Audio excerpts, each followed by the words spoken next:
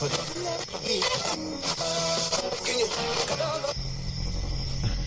is being broadcast by the Department of Defense of the Republic. At 2 a.m. Eastern Standard Time, multiple unidentified objects were confirmed to have entered Earth's atmosphere. Discovery Houston, 20 seconds to LOS T-Drift. Contact, I am in orbit. The first message that comes to you is you are a divine being. You matter. You count. You come from realms of unimaginable power and light, and you will return to those realms. The vast stretches of the unknown and the unanswered and the unfinished still far outstrip our collective comprehension. 5, 4, 3, 2, 1. Broadcasting from Forest Tower Studios, all the way from the Deep South. Now, here is your host, Joe Root.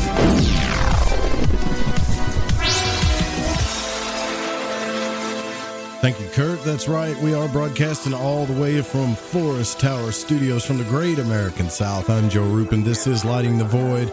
It is Thursday night, October the 25th, and the moon is beginning its wane. It's a gorgeous night here in Arkansas, and tonight on the broadcast, we're going to be discussing hypnotherapy, regressions, downloads, the E.T. abduction experience, and more with the one and only Laurie McDonald.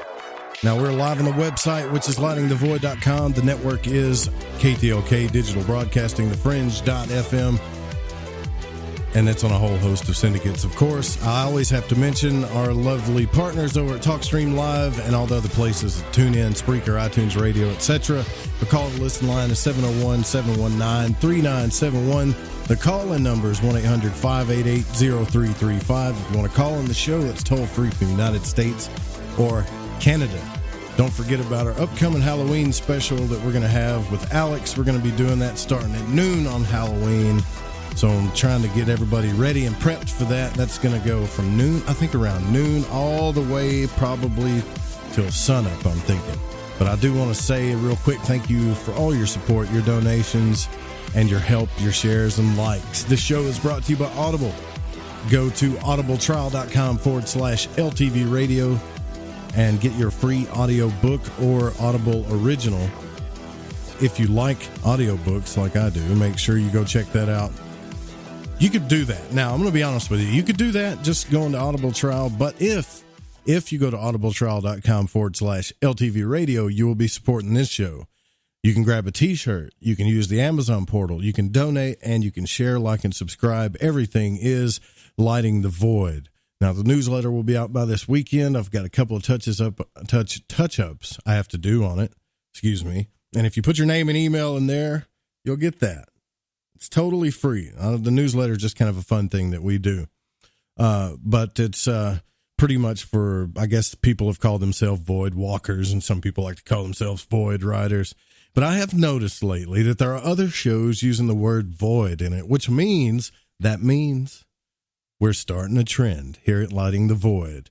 People are liking that word void, it seems like. So you're going to notice other shows using that word now, which I think is cool. Not upset about it at all. But I do want to say thank you to my producer and partner on the network, Eric Markham. Keep him in your thoughts and prayers. I know his family is going through a little rough patch right now, and he needs all the support he can get. So, Eric, we love you. I want to thank Jeremy Scott, my program director, and all of you guys that help me so much every single night. Don't forget, if you tweet anything, it's #LTV radio. Now, if you're not familiar with Laurie McDonald, Laurie is a graduate of Dale Carnegie, Effective Speaking and Human Relations, and a graduate of Alchemical Hypnotherapy Institute of Sacramento. She has also assisted in teachings for the Alchemical Hypnotherapy Institute of New Mexico. She's a member of Sacramento Hypnosis and Sacramento Institute of Noetic Sciences, the A.C.H.E., which is the American Council of Hypnotist Examiners, and has been certified clinical hypnotherapist since 1995. Her practice is based on the belief that hypnosis is a powerful tool in dealing with a variety of human issues, such as anger control, I could probably use a little bit of that. Weight reduction, I could use a little bit of that. Smoking cessation, boy, we need to hook up, Laurie. Smoking cessations, stress management, and addictions. Now, Laurie offers techniques to teach the subconscious mind to maintain a positive focus and diminish mental images of fear producing events. But another thing, too, that she's really well known for is her research into the UFO and abduction phenomena.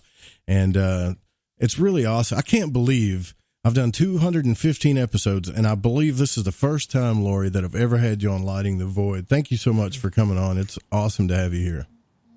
Thank you for having me. I'm very happy to be here tonight. Well, where do we start? So I guess we could start with, you've been traveling a lot here lately around the country. What have you been doing? You've been checking out UFOs in other countries besides the great US of A?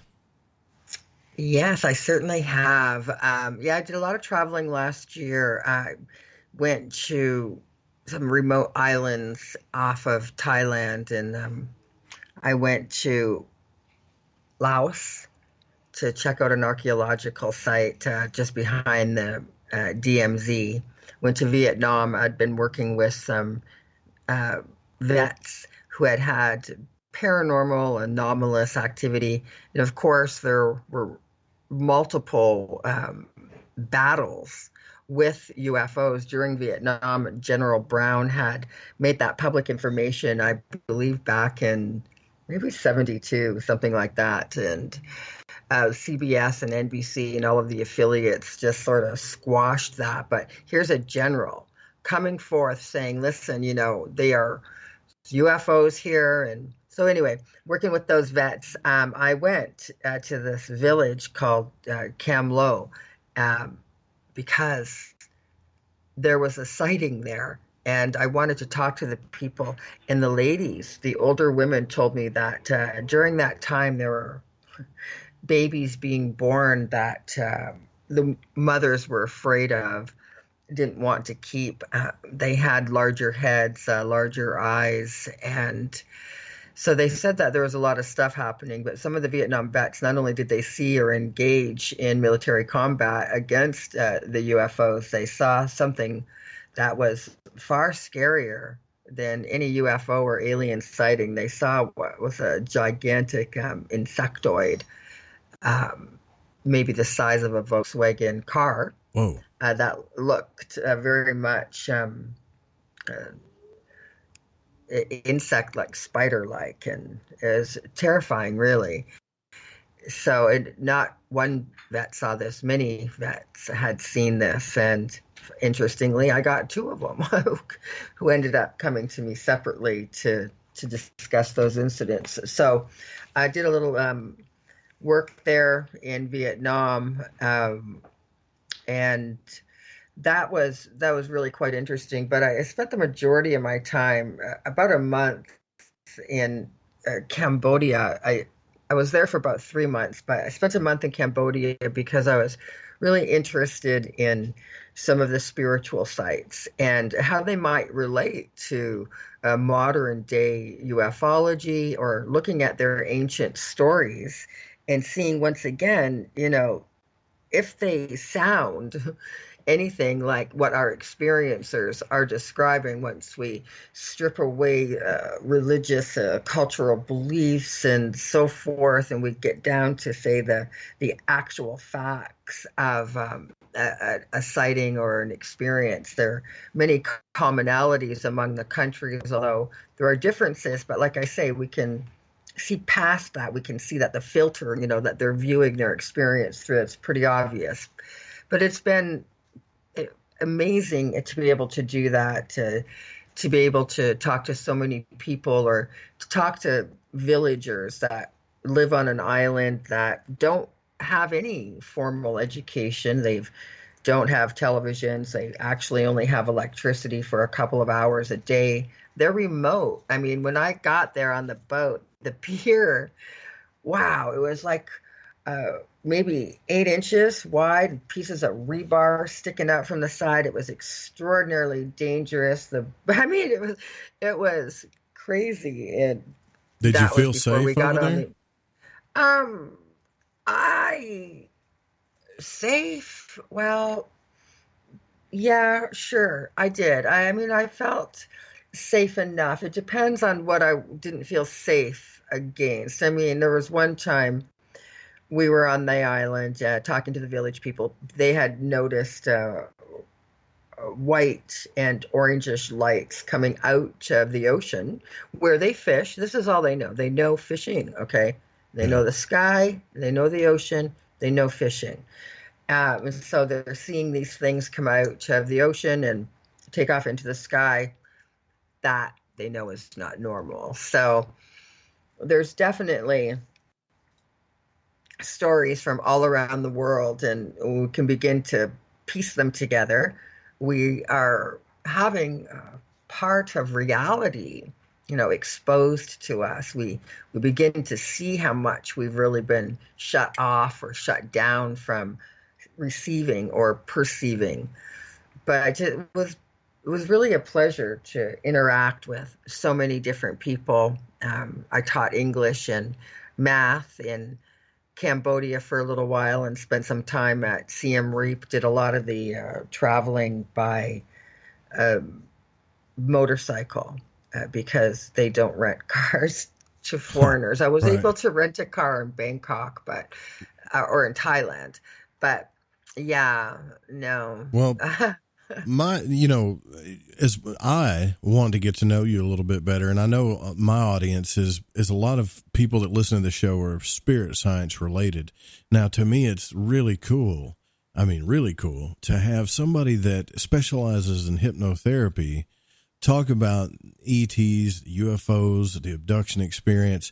And I know there's got to be some people listening live and probably a few people that'll be listening on the podcast that really don't know you that well. So real quick, I mean, I'd just like to find out, as a hypnotherapist, what got you into the UFO phenomena? Did you start investigating UFOs and worked your way to become a hypnotherapist? I mean, what happened to you that got you started in all this?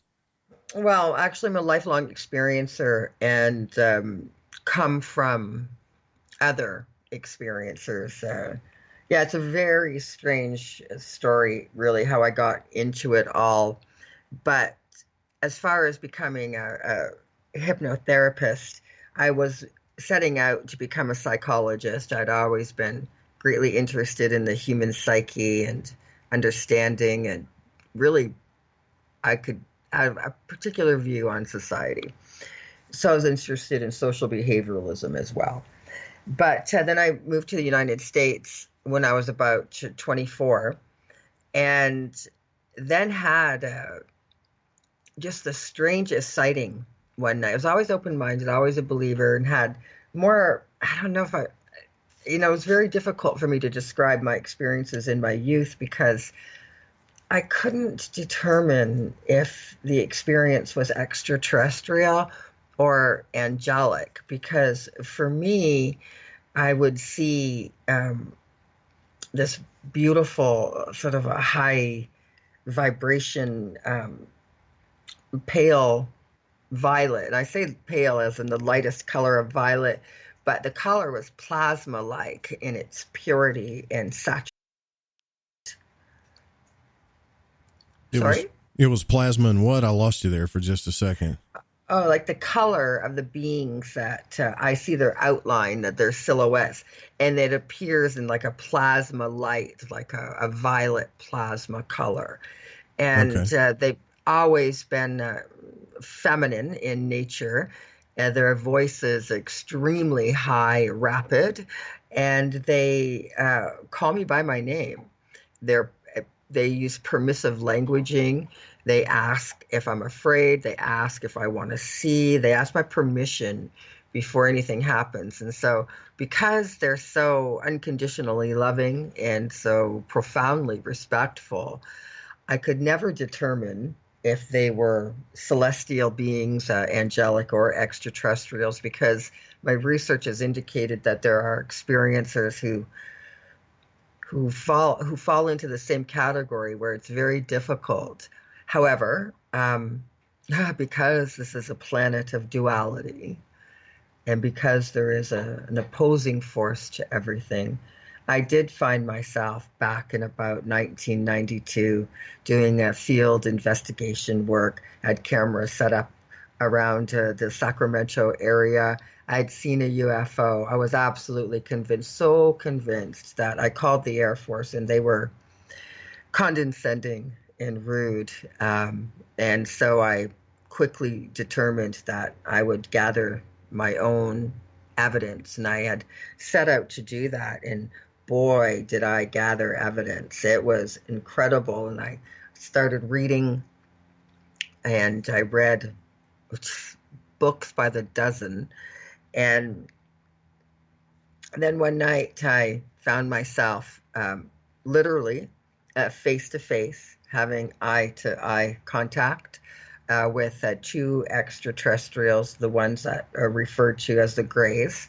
I was thinking that I was psychologically prepared to handle the situation, and I was both calm and relaxed and completely open to having some type of communication, but wasn't the case. I noticed that they weren't responding to me the way that I was responding to them or reacting. They sort of had tilted their heads to each other as if they spoke over my head, apparently on some telepathic wave that I wasn't picking up on.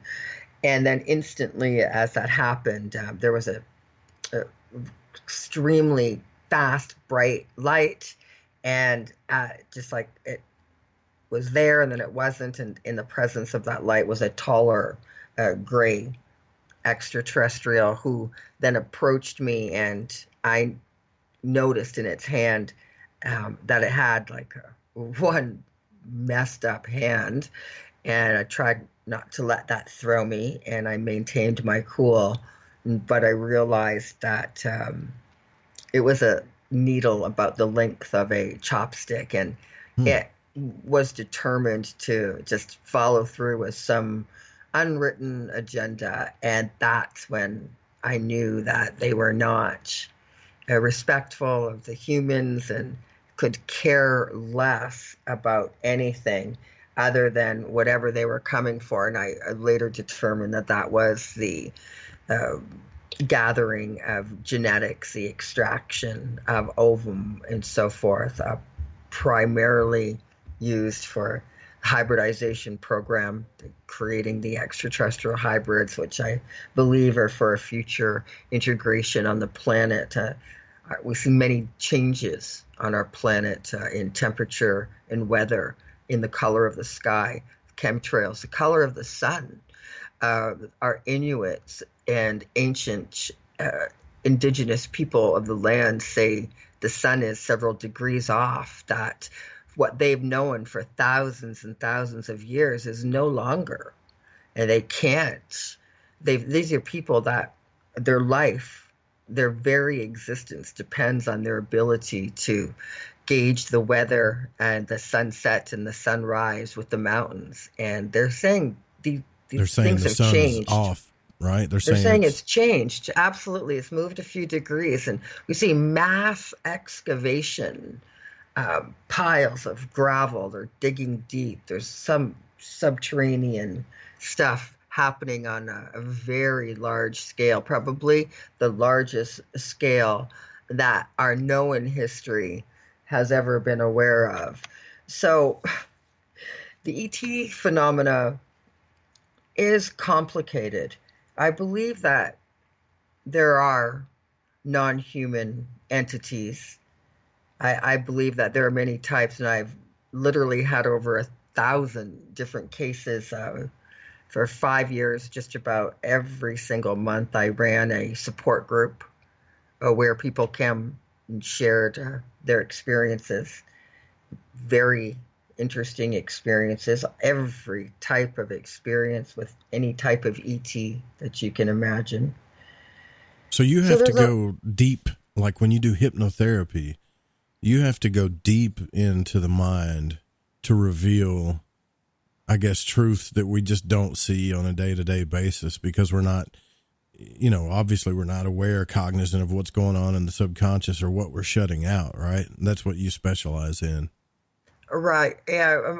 can find lost time, suppressed memory, or screen memory. A screen memory might be used in an extraterrestrial abduction where they'll put a screen memory over the actual event, so the person thinks that something else happened. Screen memories can also be used by military laboratory abductions, my lab abductions. These are abductions done by a sort of a shadow government. So say we have a high profile, well-documented experiencer, and now, of course, our own government would want to know what that experiencer is doing with these ETs. And so they get basically re-abducted and submitted once again to mind manipulation. But the human mind, the human psyche is so easy to manipulate until a person is really aware of what they are and who they are. They're subject to gross and mass manipulation. I find that there are many people don't really understand even the definition of the word human. They'll tell me they think that that means people or perhaps a race, and in fact, they would be wrong. The truest, most original definition for the word human is a description of the type of entity that the beings that live on this planet are. So hue comes from the ancient word that we used to describe the saturation or intensity of light. We measure light in hues so we can see the intensity. And then man is short for manifestation, which means to come into the physical, to be embodied. And so the word human is a light embodied entity. And when I'm telling you, when you know what you are, you'll begin to discover who you are. You'll step onto that path of personal exploration and self-development and seeing where the soul is in the body, perhaps even glimpsing the multidimensional self, which is so much larger, more powerful than the average person realizes. I do believe that there is an elitist group that realizes just how strong our co-creating power is, and they would rather us be occupied with cell phones and politics, yes, and all things that don't lead internally into intrinsic motivation or to tap into your intuition or to feel any of the information that's really out there. And so if we're limiting our senses, we're limiting ourselves. So the unlimited human is capable of self-actualization, living in a world that they can help co-create. We can't do that until you know what you are. You can choose then between your date, your destiny, or fate. But you will choose. And so this is some information that you've gathered based on not only your own experience, but several, I guess, clients that you've had that you've helped and regressed and things like that. Well, I am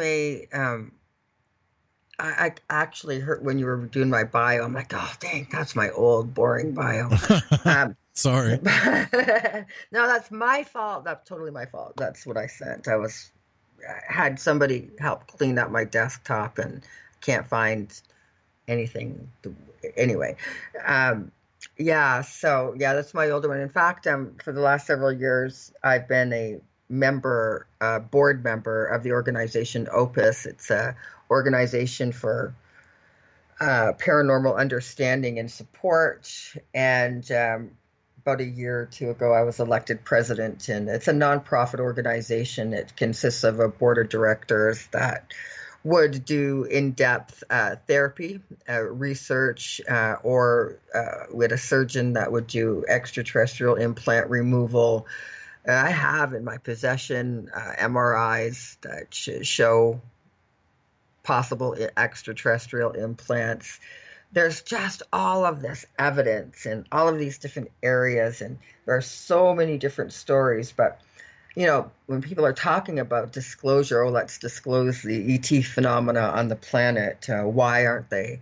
I really think that it almost has to be done individually. It's our opportunity to check into reality now. So if you have an experience and you've never had one before, well, your reality has just changed. Once you accept that experience as being real, you've grown there just a little bit. And when you take that step of growth and begin to run with it, we'll eventually experience a consciousness expansion. You'll begin to see that there's a whole lot going on that we might have otherwise missed, but it's a chance for growth. Listen, the common denominator in the abduction phenomena or the contactees is it's a 50% human experience.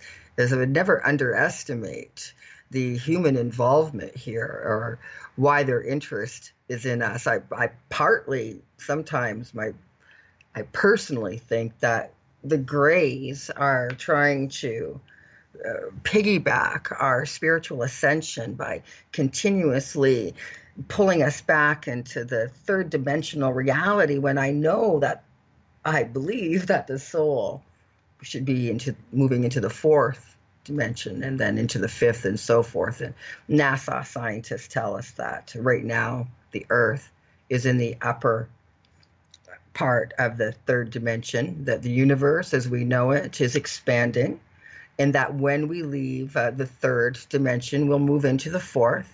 And during that fourth dimension, the consciousness of the humans will be affected because the vibration of this dimension will be different. And our thoughts will have a stronger, more instant manifestation. So in order to get into that fourth dimensional consciousness thinking, a person has to do their emotional work. They have to clean their baggage. They have to forgive, for one, self-accept, and understand love. So the ET phenomena is really about personal empowerment.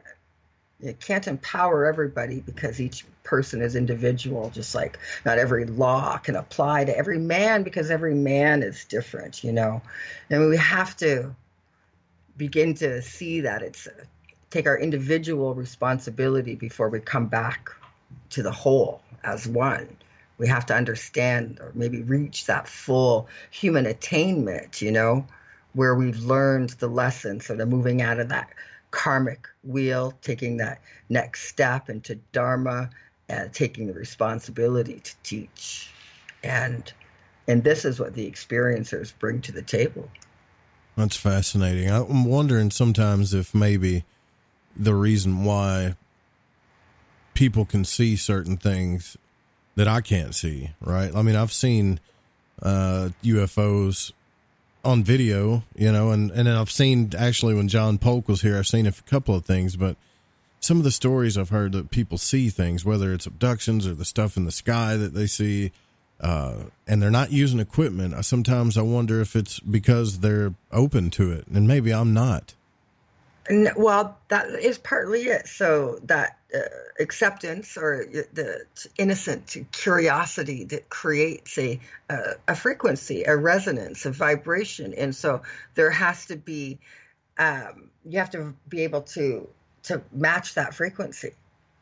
And because our planet consists of both good and bad, we can draw or attract that. It's very important to understand our personal power and being in control, because how you react when you send out fear, you're going to have a fearful experience, fear-based experience. And that's because that vibration is going to resonate with it. But if your mind is, you're not going to be open to it, you're just going to shut that down, then you know what?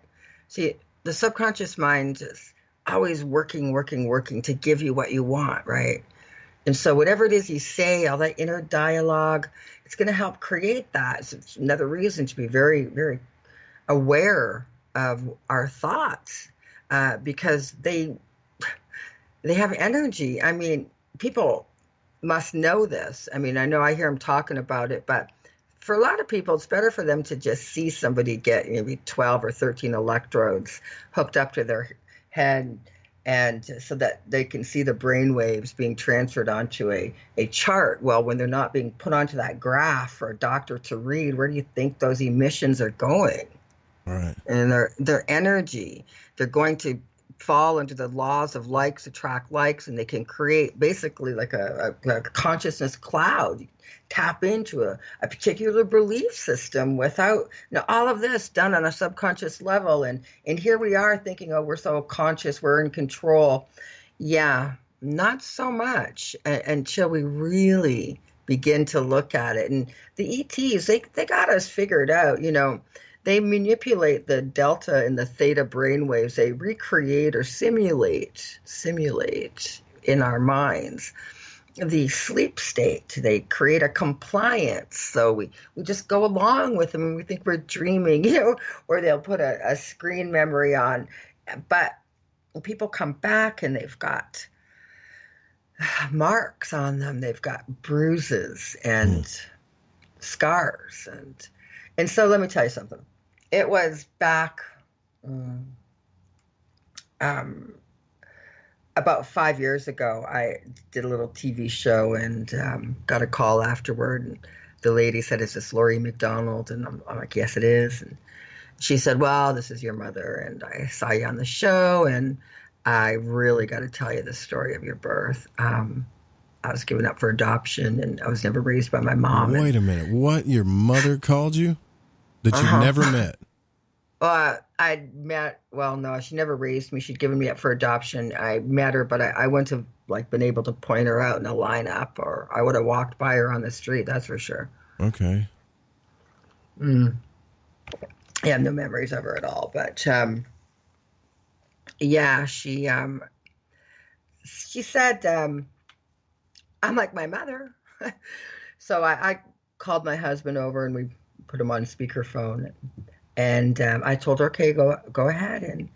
And she said, "Well, back in 1963, she was married, and she was pregnant, and for the entire 9 months, every couple of weeks, these extraterrestrials would come and they would take her, and said it scared her, and she told her doctor and her husband, and they were all like, 'Don't talk about that. That's just crazy.' And the doctor said, 'Oh, it must be hormones.'" They eventually, told her to go to a therapist. She went to a psychiatrist, and the psychiatrist told her, "Oh God, yeah, no, you're talking about aliens. You better stop that, or you might risk losing your other kids." So she stopped talking about it, but they kept coming, and they would tell her all the time, "Don't be afraid. We're not going to hurt you. We're just interested in your baby." And so she said she wouldn't really be too afraid. She kind of kept calm, and every now and then she'd become more lucid and get afraid, and they would calm her back down.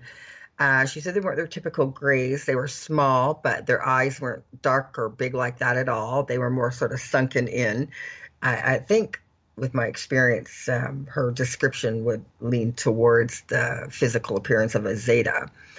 So as she carried on and said, so then one morning early, while everybody was asleep in the house, she went back out into the back of the yard, and she was sitting in a lawn chair, and all of a sudden there were two ETs just showed up beside her, and she moved with them. She said she was like just above the ground and not touching the ground, and she felt like a distortion of time as they moved through the apple orchard, and they got to the center.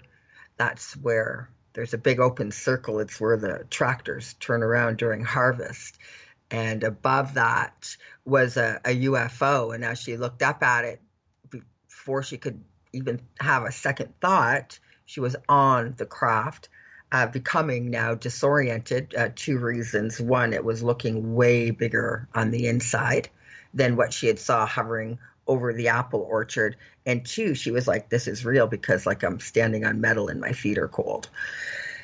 And they brought her into a room, and I asked her about the room. She gave me a description. I asked her how many. She described everything. She said they laid her down on a bed, and I said, well, a bed, what did that look like? And she said, well, you know, honey, it looked like an ironing board. I had to laugh because I don't know what an ironing board looks like. Just kidding.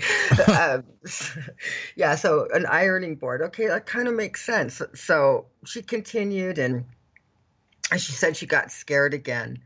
And 2 came up behind her, and they were doing something to her head. She heard like a loud popping sound inside her head.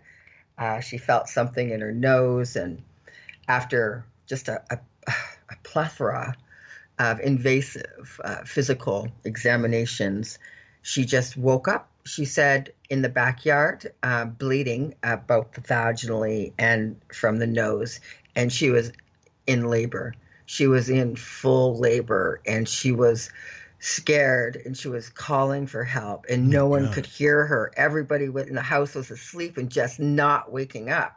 The neighbor who down the road, houses were spaced a ways apart, he heard her, and he came and roused the household, and they took her into the hospital, and she labored for a while, and eventually she gave birth to me. She said that I didn't look like her other kids. My mom and my biological mother and father both have very dark eyes and hair.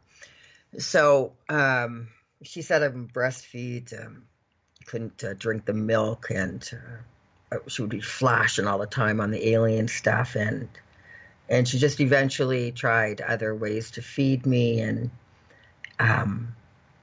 wasn't working out too well, and she just couldn't do it.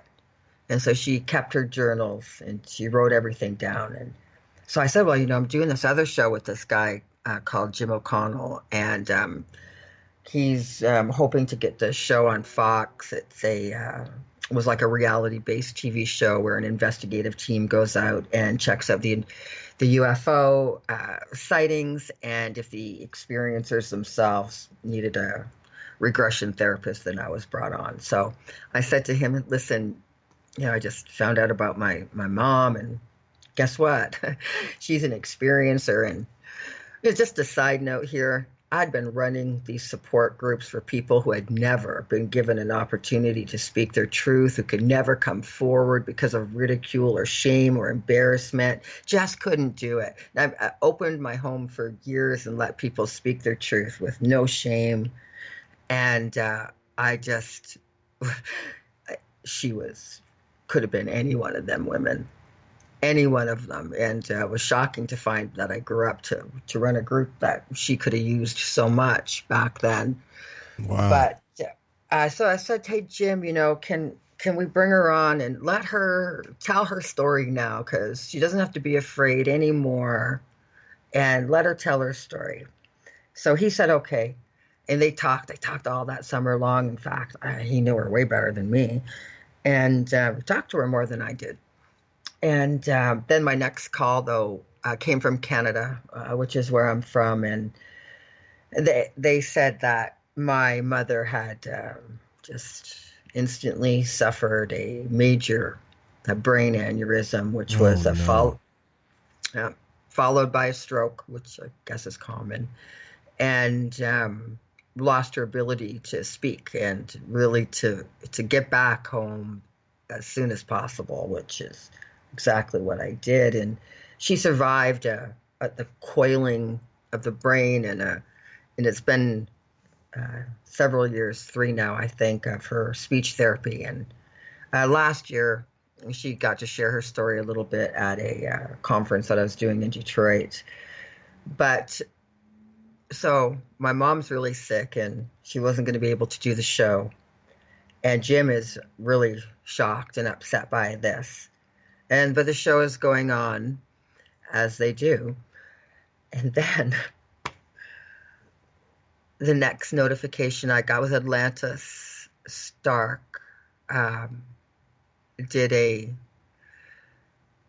she's a journalist on an online newspaper, and the headline said TV producer Jim O'Connell mysteriously died in his sleep, and that was that. I mean, the promos were airing for the show, and it was September now, and that's what happened to Jim.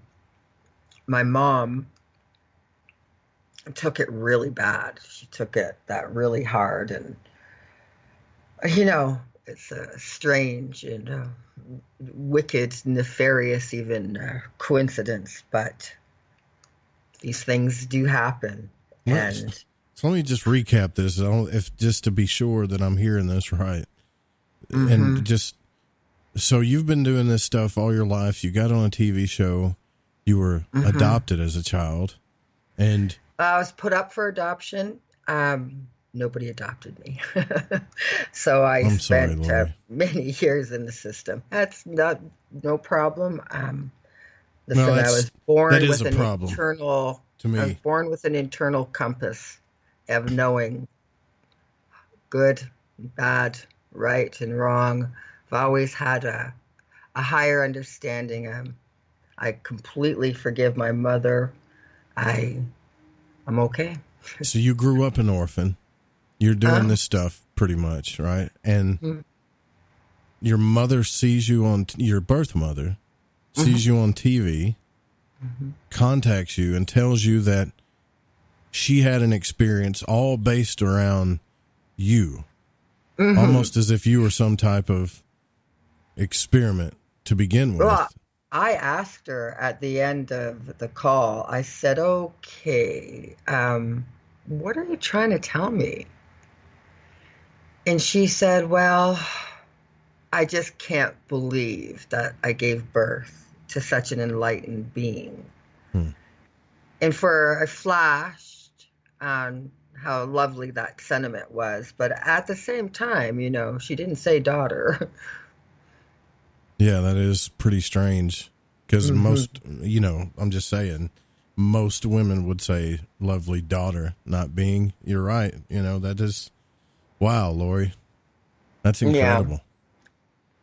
You had to have been emotional through all that. I mean, I'm a man, and I know I would have been an emotional wreck through most of that. Not to mention that it validates probably everything that's ever happened in your life if you ever questioned anything about that, Yeah, I never needed validation. I always knew that I was really never alone, and I guess maybe I was an odd child. I remember one time with a handful of tacks, some Scotch tape and string, I created a grid on my bedroom window, and I was charting the planets as they move through the constellations. And I would be outside in the backyard. It was nothing for me to be, 5 years old and, head tilted back, eyes wide and intent on the sky. And I really could feel something, but it was magnificent and loving, and E.T. never really entered my mind. But I would wonder, I did ponder great thoughts for a child. Maybe I was born philosophical, but I did begin to receive or get glimpses of information at a young age. And so I've always felt actually pretty strong, solid. Even I've been a meditator now for 38 years. I had a phone call that I got from my mom came right 2 months before my 50th birthday. It's a long time to have held a secret for her, and I was turning 50. At the time, you didn't know that. I mean, you just didn't know that was the case. That's amazing to me. Like, no, you had I had no left clue. Left the country that I was born in when I was, like I said, about 24. I left Canada and moved to the United States. Wow. I was looking for warmer weather. Yeah, I can understand that for sure. Like now, just to be clear, how long ago, because I might have missed that part, how long ago did this happen when your mother contacted you, your birth mother? It's been 5 years. 5 years, okay. Yeah, it's been 5 years. So, yeah, I've developed a relationship with her. But like I was saying, Joe, I've been a meditator now for 38 years, and I'd like to think that I have what you might call equanimity, the ability to be calm during chaos, to be thoughtful and non-reactive until I understand a situation. So I'm years of meditation, and I've been exposed to a lot. I've seen a lot, I've seen the ETs, but I've always had these sort of other ones that gave me some type of higher guidance. I spent 2 years really pondering if they were angels or aliens. But if one has to accept the existence of an angelic realm, then we have to equally accept the existence of a demonic one. And so I hate to think in those terms, but on a planet of duality, that's the spectrum in which we're operating. And so again, more reasons to understand our energy. But I think the ETs, they know all about our energy. And we're still just learning about that. People not really realizing the depths of the dimensions within their own mind, or how their own minds work, or even how their own chemical composition might work.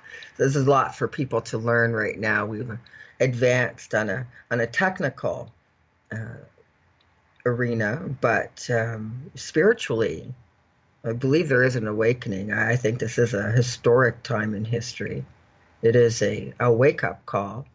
Multiple phenomena, both supernatural and extraterrestrial or interdimensional, are happening at this time, and it's every one of them is pointing to the multidimensional soul. Right. Well, this is such a good recap of this week because, Tuesday night I talked to Candace Anderson about the guides and stuff that she met, and then she called them different energies depending on belief systems. And then last night I talked to Pat Fitzhugh about the Bell Witch, which leads me to believe if that really happened, there's some type of negative, what I guess you could say demonic force or whatever you want to call it. Now, I know that we live in a planet of duality. But is the spiritual world dual? Is the universe dual? Or is it just our existence? That's what I wonder sometimes. Okay. Well, I'd say that our third dimensional reality, it can encompass that. And so what seems sometimes as very negative might not necessarily be so negative. It might just be our own fear reaction to it, and that we can learn that maybe what looked fearful was just simply clinical in an agenda where they really are just sort of tuned out to our emotional energy or to our emotional needs. But the demon factor, I think there's been a couple of occasions where I've been in regression with somebody and they're saying, oh, their ET is here, we can talk to, the extraterrestrial that I've had some contact with. And I'm like, that doesn't sound like any ET I've ever had experience with. And so I'd ask a couple of questions. And then at one point, the subject that I had in regression just freaked out, screaming, swearing vulgarities and cursing at me and telling me, who the hell am I to question if this entity here says he's Satan, right? Oh, then he must be Satan. And I said, oh, please, give me a break. Every low-level demon tries to get into some lower energy person and pretend they're demons. I'm a mother and a grandmother. Demons are just highly intelligent, emotionally out of control beings, and they can be directed just like any kid. Listen, I've been around smart kids throwing temper tantrums. I've seen all this before. So the beings like screaming at me, "Who the hell do you think you are?" And I said, "Well, really, more importantly, who do you think I am?" And that changed the energy, and the demon fled. Because they know who you are. They just don't want you to know, right? Maybe. I'm a good girl. Yeah. I'm a good girl. I know who I am. Yeah, I know who I am. I do my best to know who I am and to stay within integrity. And so whatever being was coming through, yeah, if we can be calm and rational and not react fear-based, we have a much better chance of seeing, identifying other entities, seeing what you should engage with and what you should stay away from, and just moving on, learning how to ground specific energies. There are certain ETs that I don't, think are a good being to engage with. I think they're self-serving and don't care or have little regard for the human interest. So obviously that would be a species that you just simply don't engage with.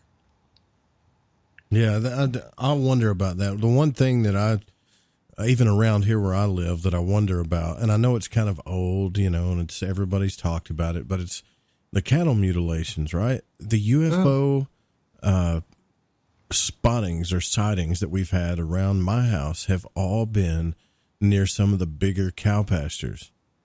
It's really weird. Even low level UFOs, like, why are they flying over the cow fields?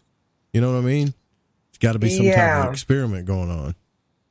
Well, apparently the cows have two stomachs. And I've been told by a couple of other researchers at one point that some of their research was indicating that they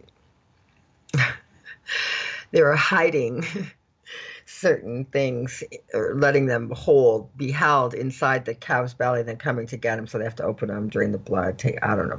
It's very complicated. I myself, though, did come across a mutilated cow during some intense research one night.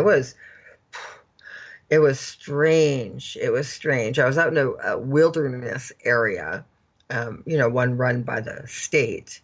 And as soon as this whole cow mutilation thing started, we're looking at it, started taking some pictures. It was very strange. Energy got really weird. There was an emptiness around. It's like the energy changed. It was definitely a shift. And there was these train tracks. All of a sudden, we heard this rushing noise. The lights came on and no train. And it was like, wow, this is just one little paranormal area. Sounds like a horror flick. A little bit like a horror flick. Yeah. But at the same time, see, there is a lot of those TV shows, especially this time of year, really trying to get into the psyche of people and freak them out and keep them in that fear base. We continuously fear the unknown. It's okay to be cautious. It's okay to feel fear. But as long as you don't react in fear or limit yourself from progressing, people don't understand how detrimental, though, fear can do. In fact, when I go to China, I'll be teaching a workshop called From Fear to Freedom, which allows you to identify the fear as real or imagined. See, a lot of people, they're just imagining, oh, this could go wrong, whether it's your doctor's appointment, your job, money situation. They're imagining the worst, right? And that's an imagined fear. But you have to ask yourself, would you find yourself fretting or worrying about something. And worry, what a waste of time. It's like being in a rocking chair. You go back and forth, but you never really get anywhere. I mean, you can't be worrying about stuff. You got to ask the fear, is this a real fear? A real fear is something that's happening right now. Or is it an imagined fear? And if you're imagining, oh, well, this might happen, well, then dismiss it, because you're now creating that. Yeah. Hey, for real, you're not playing. I mean, look, I used to have, and I'm sure you're very familiar with anxiety disorder, right? Like panic disorder. Yeah. I used to have all kinds of that work. Yeah. Oh my God. And I would just, the first panic attack I had, I felt like I was dying. And then I started having panic attacks worried. And the only reason why I'd have another panic attack is because I was worried I was going to have a panic attack. You know what I mean? Well, and it was worry got out of control. Right. Well, you're literally creating a neural pathway in the brain, which creates and directs your behavior. And so the subconscious is very non-judgmental. It doesn't see if something is true or not true, real or not real. To the subconscious, everything is real, and it just puts it into a specific category, and it's sort of filed. Yes, well, based on emotional impact. So high level emotional energy are going to be more, common memories. People remember something tragic before they remember something beautiful, weirdly. But it's the mind there. It's being able to understand fear.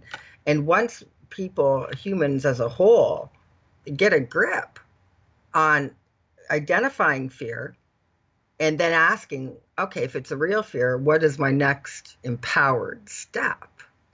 Once they follow the protocol, that fear diminishes just like warm wax over the edge of a burning candle, just naturally, gently. And that's how it works. There's a protocol. And the mind, it likes that protocol. It can create these more positive neural pathways that will direct the behavior that you want to have, where you're in control now of both the inner dialogue and the outer dialogue. So it really is, we've got to take a break here, but the subconscious really is the key to everything, isn't it? Like I've always thought that. In 90% of the brain function, it's all subconscious, key to everything. And then, of course, there's the superconscious, and we can talk about that a little later if you want. Yeah, absolutely. I remember when the first panic attack that I had, it was so bad. All the blood left my arms and my fingers. And the EMT told me, I said, I'm dying. And she said, no, honey, all the blood is going to your main organs to keep you alive, but you're not really dying. I was like, Anyway. It just feels like it. Yeah, we'll be right back. More from Laurie McDonald. This is fascinating. Stick around.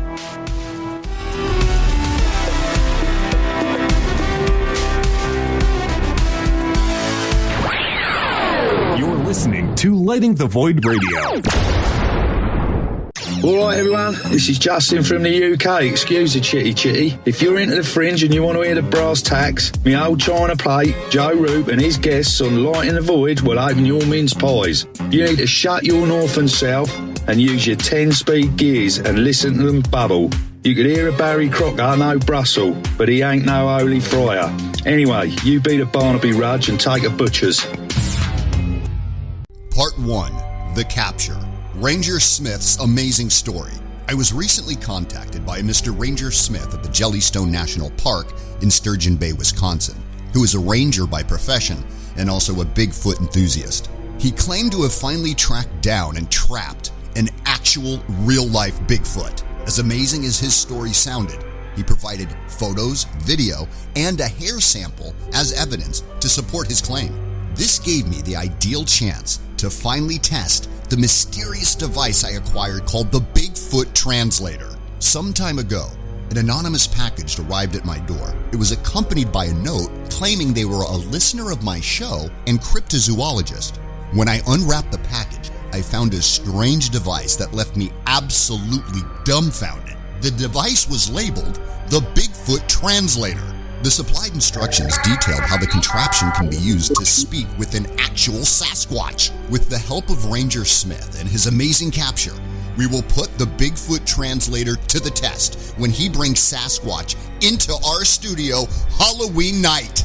We will bring you the exclusive worldwide premiere of Bigfoot Speaks, interview with a Sasquatch. One night only, October the 31st, 2018, only at livetalk.live and The Fringe FM.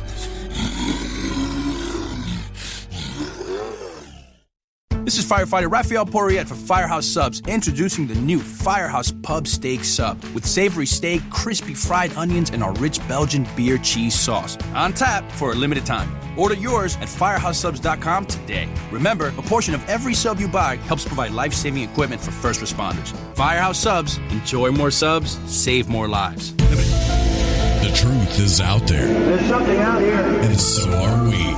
KTOK Digital Broadcasting, The Fringe FM. From Studio 303, it's the Stranger Than Fiction News for The Fringe FM, bringing light to the stories that surround us. Another man shares an encounter with a dinosaur bird. A Goshen, Indiana man says he and a group of friends came across an unidentified flying animal that resembled a pterodactyl with a wingspan of approximately 12 feet. The eyewitness, a 39-year-old professional trainer who provided his full name and contact information but asked to remain anonymous, sent the following report to Cryptozoology News. Quote, I just read your article about the dinosaur-winged creature a man saw, and that brought back some interesting memories. We were taking a night hike to a local dam. It was my second year college at Goshen College back in the year 2000. I was with a few people and a friend of mine who lived within a 3-minute walk to the dam. We always liked to take night hikes, especially on full moon nights. This was around early to mid-September, and we could remember the moon being super big and bright. The dam area has a long walk to the edge where the waterfall flows over into a smaller part of the Elkhart River. There's another part that goes into the wooded trail section down below. You can take some steps down this rocky area down to where the dam falls and flows into the river. In that area, there's a lot of vegetation and whatnot. A lot of people use that area for fishing and just hanging out. But on this night, we only made it up to the upper part where the waterfall drops off. Not even a minute getting into the edge of the falls, we heard this loud rumbling noise where the rocks were at. It sounded as if something was moving the rocks around. All of a sudden, we see this dinosaur-looking creature come flying upwards from the area. It was dark, but we could still see it in the moonlight. We knew it wasn't a stork or any other type of bird because we were close enough to feel a huge gust of wind coming from the creature as it took off.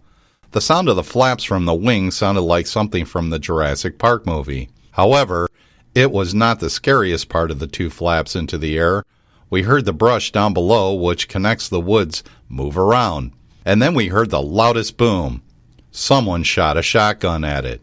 We took off running as fast as we could. We ran around 100 feet before we could see the large creature crash into a tree across the lake.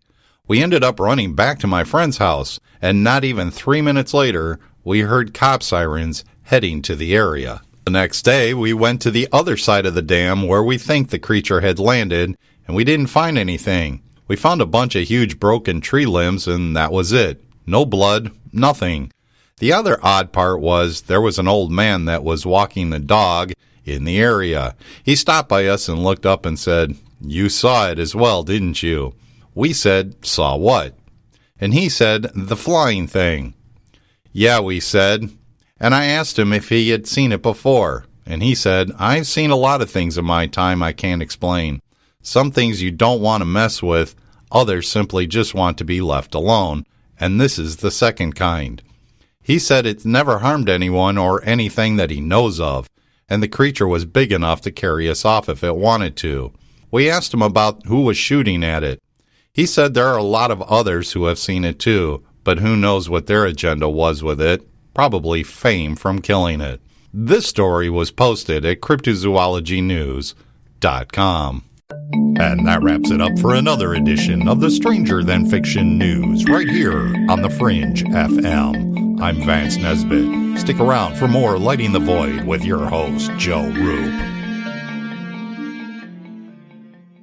This is Jason Lindgren from Crow 777 Radio, and you can hear us 8 p.m. Eastern Standard Time every Saturday night here on the Fringe FM. This is Cortana from Shift Happens, telling you to pour a glass and park your ass because you're listening to KTLK, the Fringe FM. Shifthead. Howdy, this is Catalina, and you're listening to Lighting the Void with Joe Roop. All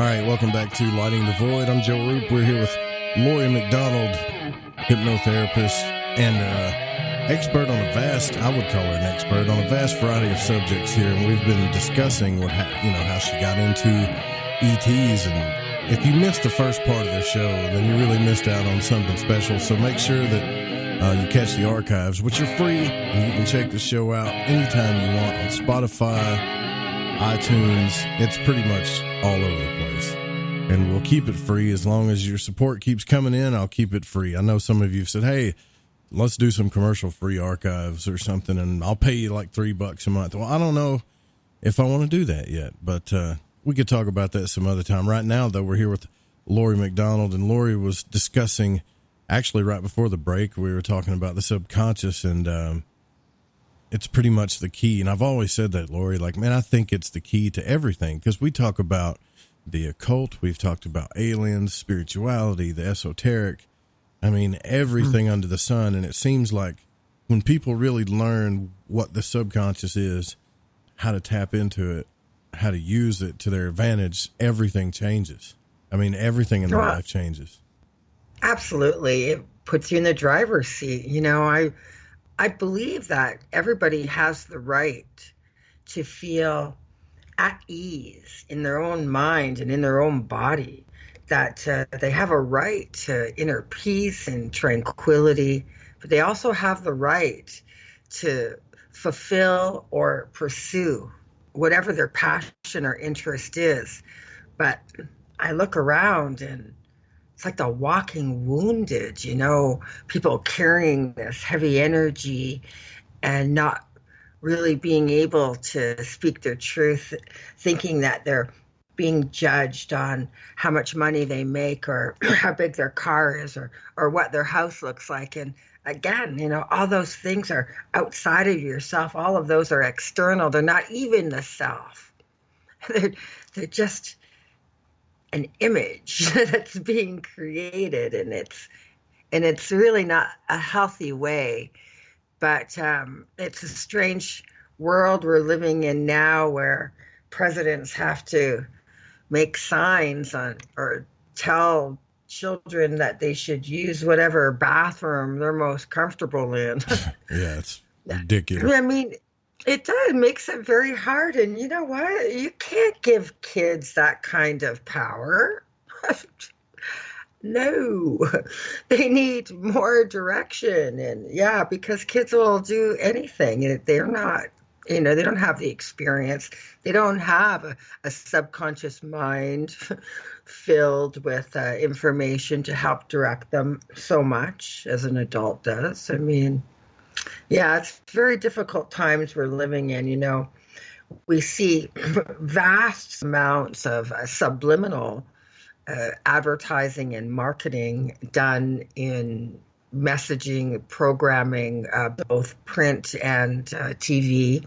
And I know back when I went to school, 14% of the overall content could be subliminal, but no more than that. And I think it was around 2014 that law changed, and they can really just do whatever they want. And so there's this push, you know, to redirect the thoughts and sort of control the mind to creating, you know, the society of consumers and producers. And all of that, again, takes us away from, you know, going out into your backyard, pulling out the telescope and and checking it out. People think, oh, I'm just living on the planet. And no, you're floating out in space and in conjunction with, the sun and the moon playing vital roles in the stability of the planet and all other forms of low-level gravities right out into our whole solar system working as one, okay? It's a much bigger picture.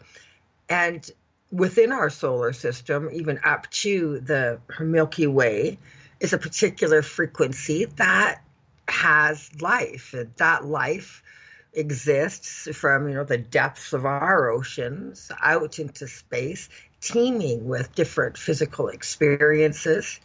But past the Milky Way, out past the Virgo cluster, there's a deep arm of space.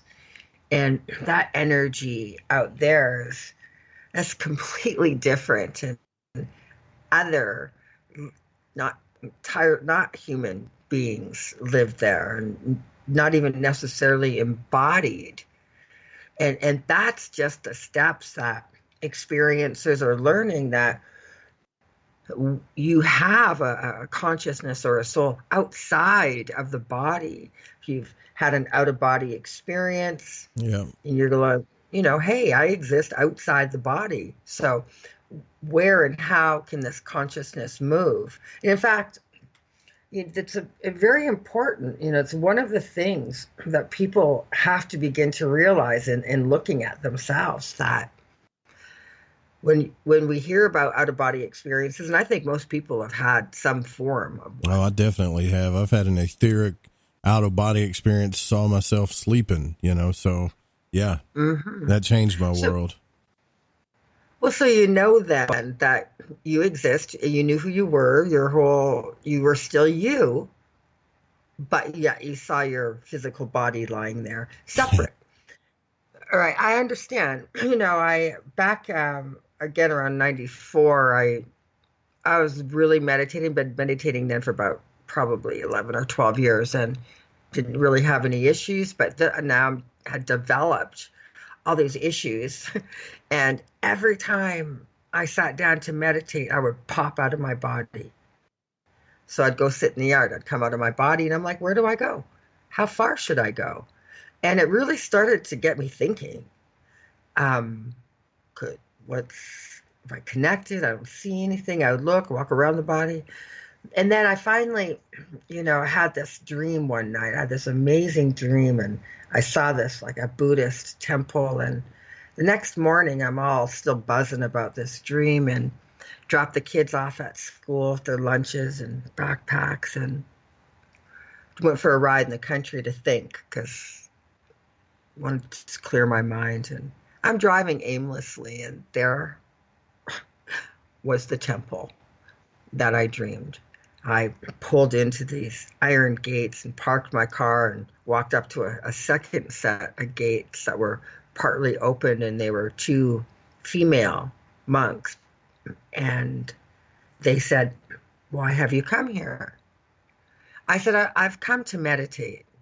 And they said, how did you know about us? I said, I dreamed you. And they opened the gates, and one of the monks scurried off to go get the master, and the other monk allowed me to come in.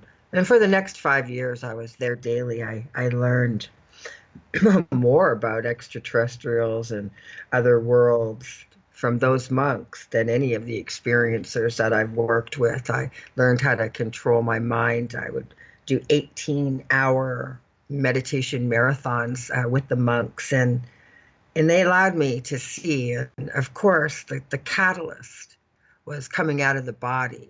If I would have went there and not understood that there was a consciousness expansion, and that with thought that many things are possible, inner the body or not in the body. I think it might have been different if I wouldn't have had those experiences. And so each and every person who has them, they are wake-up calls to to look in. It is such a wake-up call that your soul is jumping out of your body and going, hey, look at me, I'm over here and you're over there. What are you going to do about it, right? Yeah, it changes everything, for sure. Changes everything. It makes you realize that you're more than the body. So then what? So what's your next empowered step?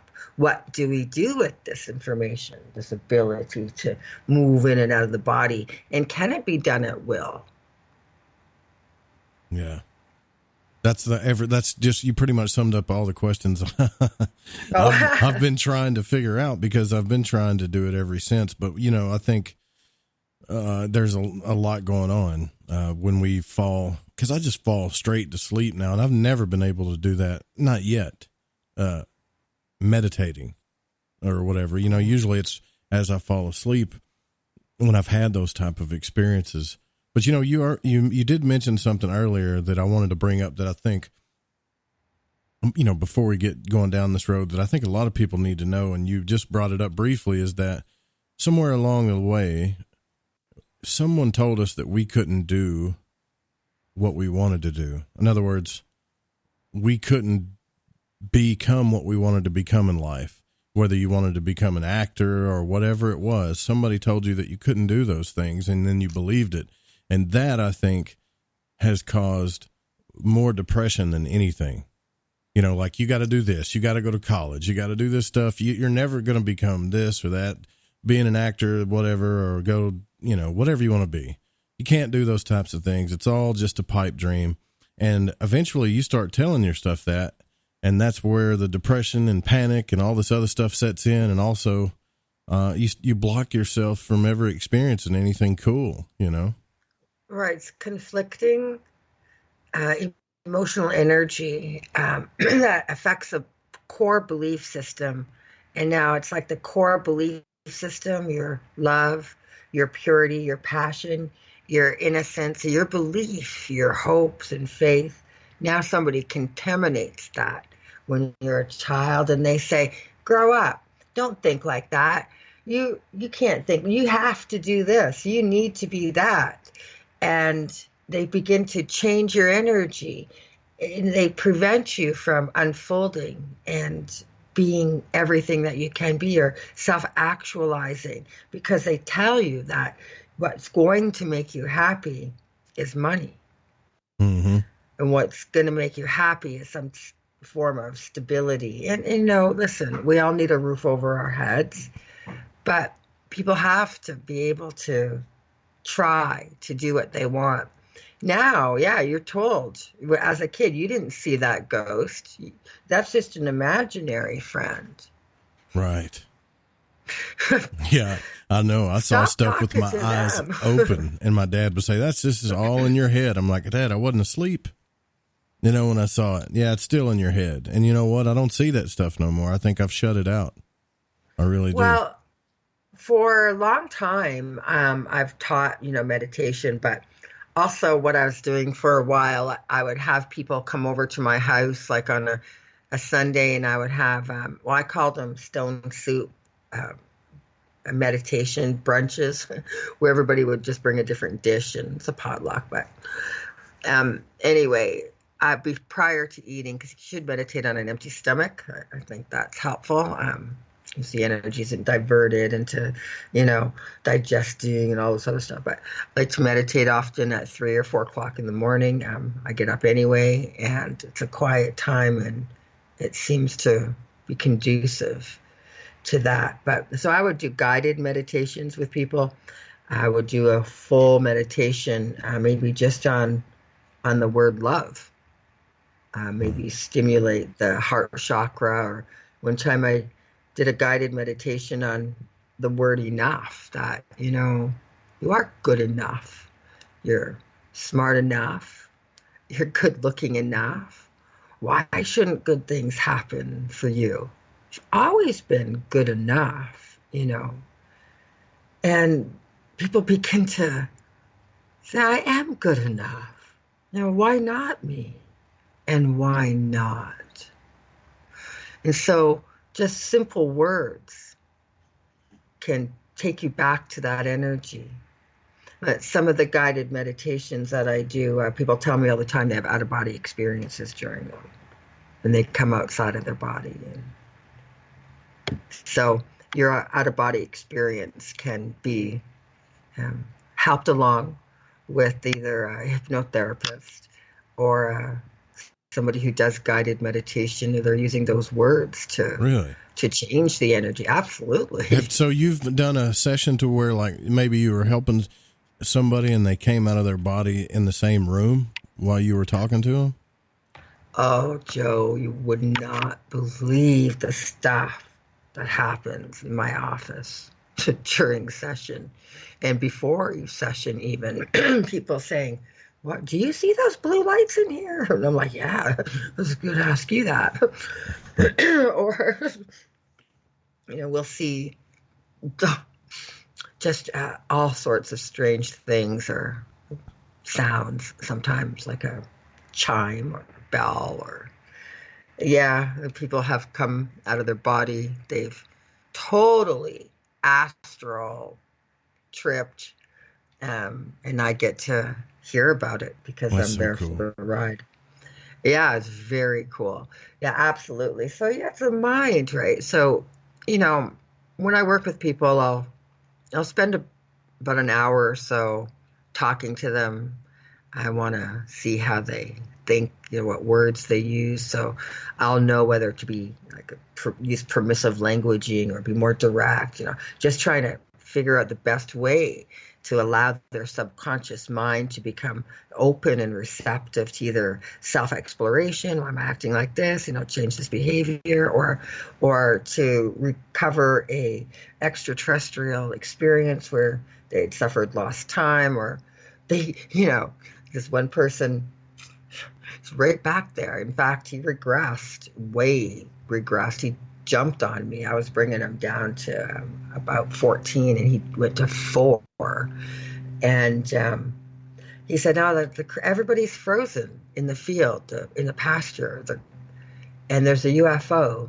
And he said the door opened up, and I said, "Well, who's coming out?" He goes, "There's 3 teenagers." And there weren't 3 teenagers, but like his mind now, because one he'd never heard of, couldn't identify anything. It's 4. The beings coming out to him looked like bad rebel teenagers that he had heard about. Oh, so then maybe that was just what his mind perceived because he couldn't make out. Yeah, the mind is wonderful. It's got a fantastic coping mechanism. And in fact, the mind does, and they know how to manipulate the mind also. They could have made him see that. That's another strong possibility. But the mind does have coping mechanisms, and ego even has a role. I hear people, I got to get my ego in check. And I'm like, not so much. The ego has a role. And when it feels that it needs to stop, blowing things out of proportion and making you bigger than you are, when you feel strong enough and secure enough just with who you are, your ego will relax all on its own, Yeah, I've always thought about that too, talking to some people, and they're like, you just got to get rid of the ego. Let go of the ego and become one with everything. I'm like, yeah, I get that. But then who am I? How am I supposed to live? I mean, the ego's there, I think. I mean, maybe we get rid of it when we die, but I definitely think it has a purpose. I'm not trying to squash it and be done with it, Of course not. Every part of us has a purpose. It's just sort of understanding it. The human is so complex. I mean, look at us when we get an adrenaline surge, or people lifting automobiles off of other people and doing just extraordinary superhuman feats. Mm-hmm. Why can they just do that when they're experiencing adrenaline? And can we make ourselves, bring on that adrenaline to have that super strength at will? Well, that would be cool, wouldn't it? Yeah, it would be, except that many of us are not very good with power yet, I give a person a little bit of power, whether it's physical, or political or any power at all, they tend to abuse it. I mean, even traveling, anyone who was wearing any type of uniform, boy, Oh yeah. oh boy, did they abuse that little bit of power. You're right. You know, I always wondered that too, and maybe even you might know, is like if this is what we're here in some type of training ground. Because if you think about it, I mean, there's scriptural verses, there's all kinds of texts that kind of say that we're here to prepare ourselves for something bigger and better. Like we're becoming into something bigger and better, and maybe we need to not the whole life is a school thing, but when we're ready to take on responsibilities that love is what it really is, then we can move on, you know? Well, yeah, I believe it's that reaching human attainment, taking responsibility, not shaming or blaming others, but really just, it's all about self-acceptance and then self-development, being the way you really want to be. You're acting the way you want to act. You know, when I was in Bangkok, I was at this hotel and had a buffet restaurant, and we were having breakfast, and there was a couple at a table across from us. It was a family, a mother, a father, and 2 children. Excuse me. And they were Russian, and they were speaking Russian, but the mother was harsh to the little girl, and I couldn't help but be alerted to the tone, and I would look, and I could see the child sort of cowering away. And then as I got up to leave, the child said something, and the mom grabbed her by the ponytail, whipped her right down to the ground, flat on her back, and smashed her head on the floor. And of course, I flew out of my seat and I said, "Stop right now. You can't do that." She said, "She's my kid." I said, "Yes, she's your kid." She said, "I can do whatever I want." I said, "Yes, but is that what you really want to do?" Right. And in that moment, she hesitated. I'm not arguing, but I am correcting her. Is this really what she wants to do? Of course it's not. Why is she acting like this? Does she really want to do this? Humiliating, publicly abusing the child. No, but that's with all of us, you know. We have these actions and we act out. Is that really how we want to be? If you answer, no, I don't want to say that. I don't want to react like that. I don't want to be like that. If you answer no to any emotions that you're having in your body, then it's time to look at them and begin to figure it out. All of these things are wake-up calls. I think everything's a wake-up call, though. I'm into understanding what we are. Yeah, we're learning lessons, but it's because we have to learn compassion and control, because we have power. We're not ready for that power because we abuse and corrupt it still. You know, if we think about it, being in the 4th dimension, having physical manifestation of your thoughts, if you weren't kind or in control, feeling secure in yourself, not having to belittle anyone so that you feel more superior, then you're in control. But if you're not in control and you have these negative thoughts, I wish that guy would die or blah, blah, blah, that might happen when your thoughts are being physically manifested just as easily as your thought, well, I would like to have a bottle of cool, clean water, and then that would appear in your hand. So you have to know yourself, and you must know your thoughts. You know, these thoughts are powerful. They're going somewhere. They manifest. They're ours. We have to own them, all of that energy. Own it. That makes me think about a couple of questions here. And one is a frequent topic that we've talked about on this show is magic. And now, like Dean Radin and other scientists have brought it up, that they are really starting to understand that manifestation through the power of will and the subconscious actually works, right? So magic is a real thing. We call it magic because it's magic. We don't really understand why it works. So it's just magic to us. But if it's really the right use of will. If that's really the case, then this has been something that's been hidden in mystery schools, and people think it's evil, right? Well, it's been hidden within the Freemasons, and I've studied Freemasonry. It's not really hidden in there, but other schools, even in the East, have hidden this stuff, kept it secret, and people look at these secrets as evil, bad things because they're secrets. In their mind, secret equals evil, which to me is irrational, because if you gave that kind of power to a baby, you know, what could happen, right? So it's like, I know they kept it secret for a reason, but now more people are aware of it. And that kind of worries me. At the same time, I'm happy about it, but it also kind of worries me, if that makes any sense. Well, I mean, people talk about psychic energy and magic energy, and yeah, I believe those things exist, but you better know what you're doing, okay? Because sure, you can throw energy or at someone, but it's kind of like a tennis ball. If it's not positive and loving, it'll hit a brick wall and it bounces back with more velocity. And then you're in it. You're in trouble. You've screwed yourself over, okay? But yes, in magic, it's the right use of will that creates the manifestation. And it's kind of like in physics, the split test, do you know about the split test in physics? Yeah. The observation. So the particle changes once we observe it into a wave. What? How does that happen? Yes, on a subatomic level, it changes because it knows we're observing it. So there's observable energy. You can change, create, manifest your own reality. It's called self-actualization. You must know who you are, what you are, choosing your fate, letting things happen, or the destiny, the human destiny. That's what we're supposed to fulfill, and it's our responsibility to figure it out, but all in good time. Nobody's making any mistakes, whatever path we're on right now, it's the right path.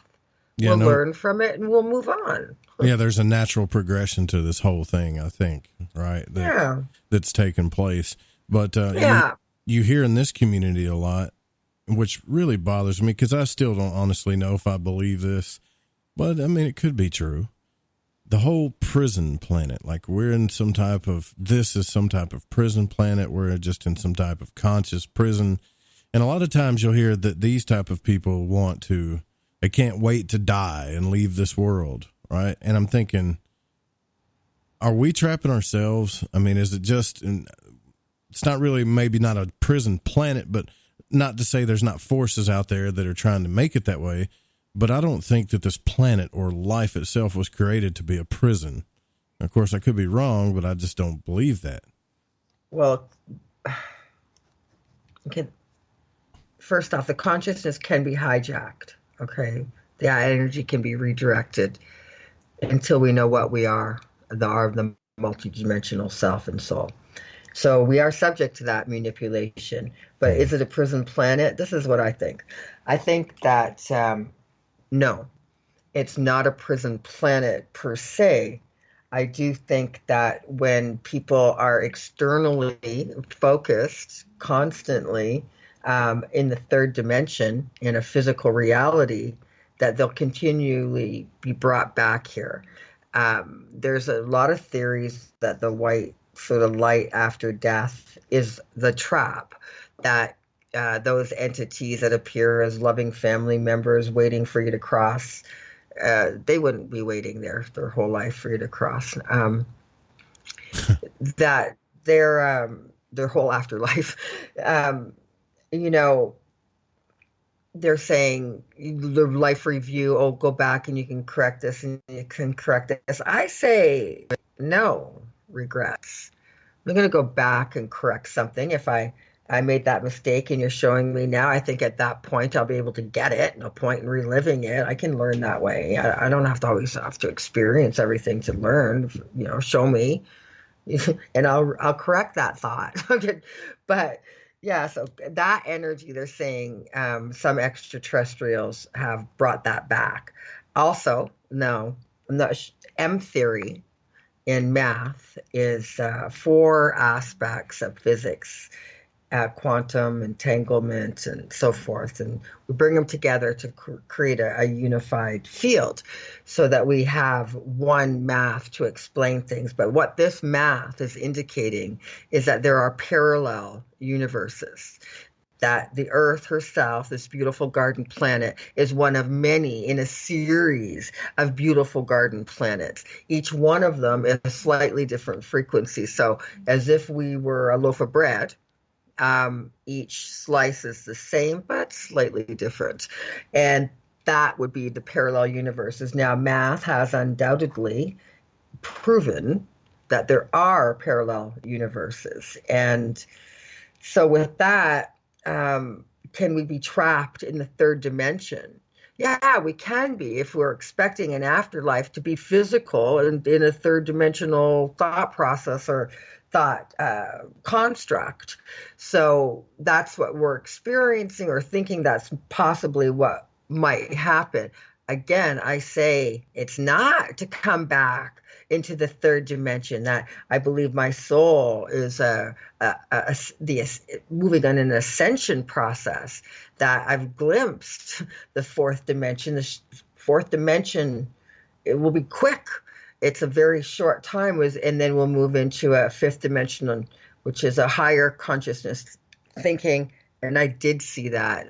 There was a time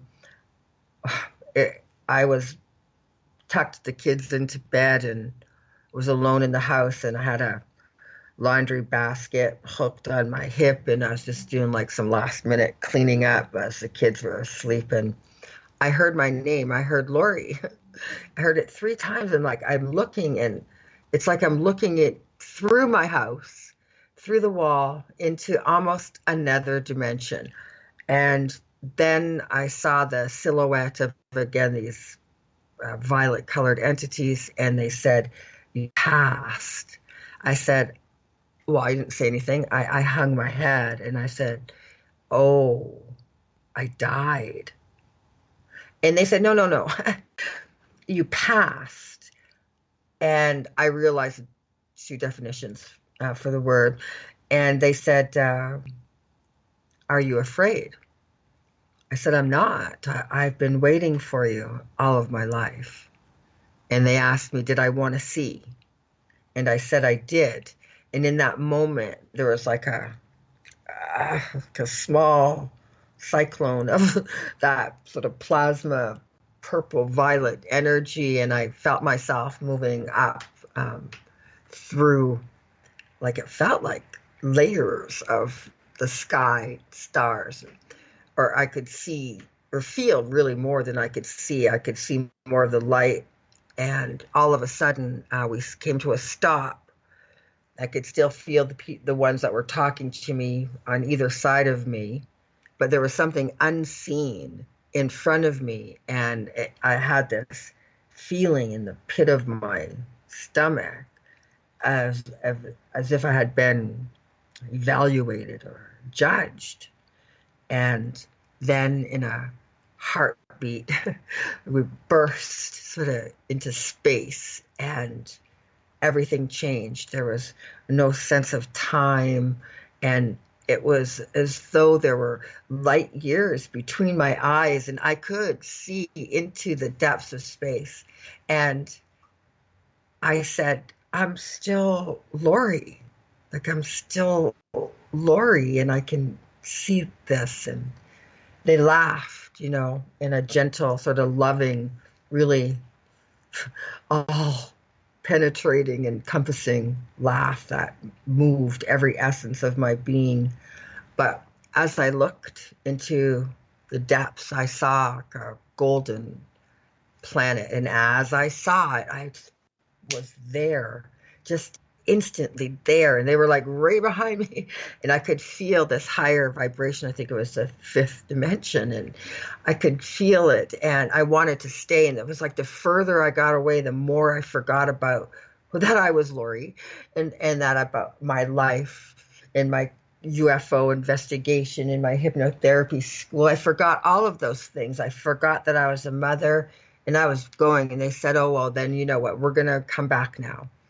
And I just blatantly said no. I'm not. And they said, you must. You didn't want to leave? No. I was like, yeah, I'm not leaving. Loving it. And they said, what about Mandalee?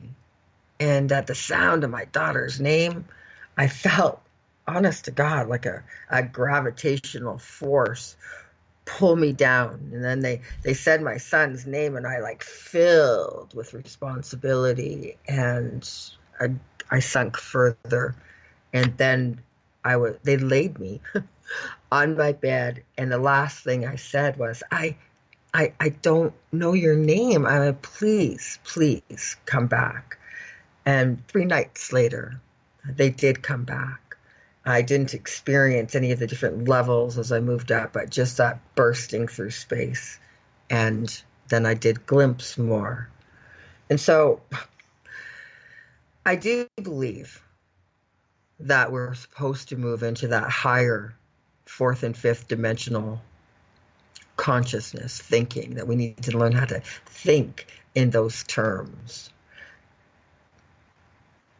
Wow, that's incredible. Do you remember like because you said you were doing laundry when this happened, right? Or you were outside and all of a sudden this happened? No, I was actually in my bedroom. I had with the laundry basket. I was just picking up the last. Oh, okay. I thought my mind, I thought you were outside. But so this happened. That sounds exactly like something that happened to Bob Monroe. I know because in his first book, he just started having out-of-body experiences local, like just around the house and the yard and the neighborhood. And then as he moved on and he kept experimenting, he ended up in his third book actually going to where he's actually from. Do you think that you went somewhere that you were actually from, like that was your home? No. I do know that I felt completely loved, and that I was being rewarded somehow. I had passed something, and that I must pass into a different way of believing or thinking or feeling, and they showed me. But sounds like you might have graduated to a different dimensional, like consciousness, like something that I'm trying to do. I'm just trying to get past the 3D. I do believe I experienced a consciousness expansion, and in the empowerment retreats that I facilitate in the workshop that I'm doing in China.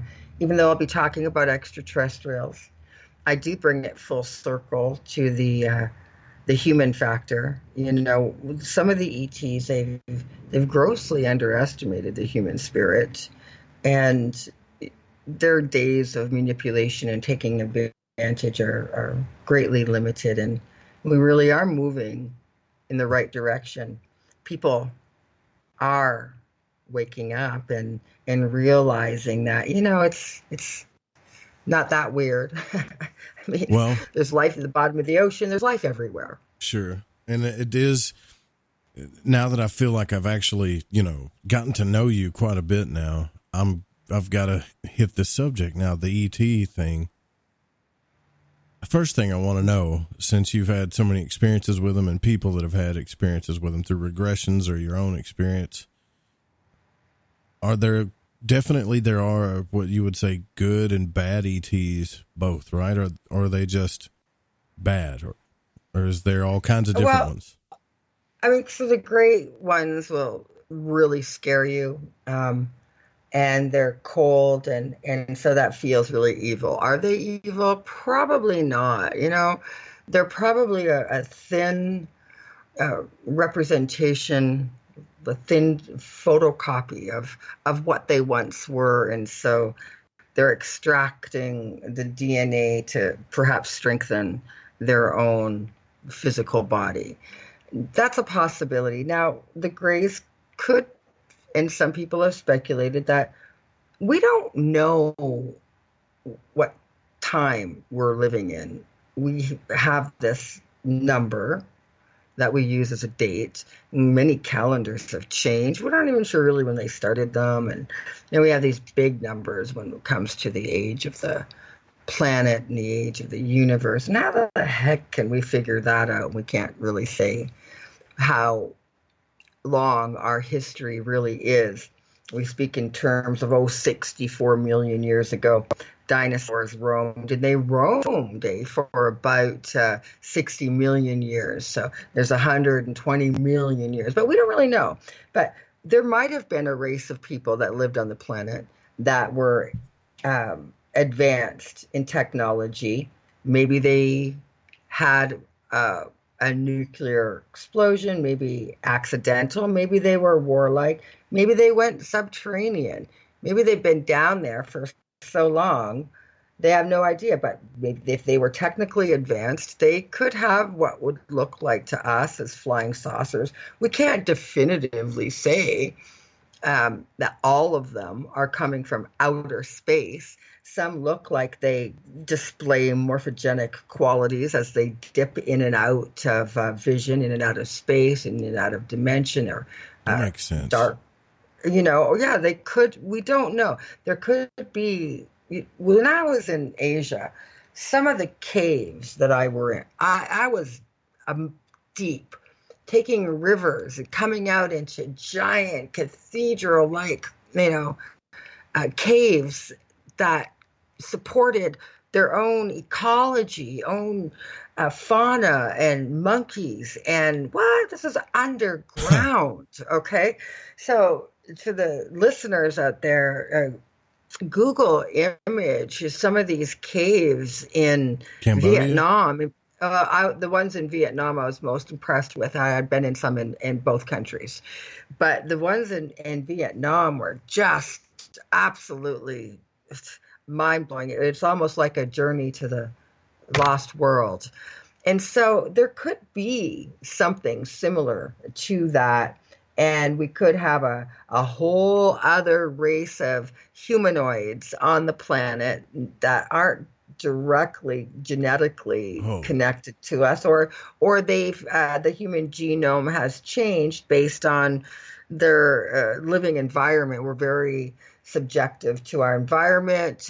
We adapt quite easily. They may have gone underground, maybe even Antarctica. Maybe they've found their own little place and survived, and we don't know what we're really seeing, because we've had orbs, UFOs being reported in the First World War, the Second World War. We thought they were theirs, the enemy thought they were ours. And I mean, even in Vietnam, the code word the U.S. military used for UFO was enemy chopper, because the Vietnam didn't have fighting helicopters. No helicopter was war worthy, and so when they saw one, everybody knew, well, they didn't have them. That meant UFO.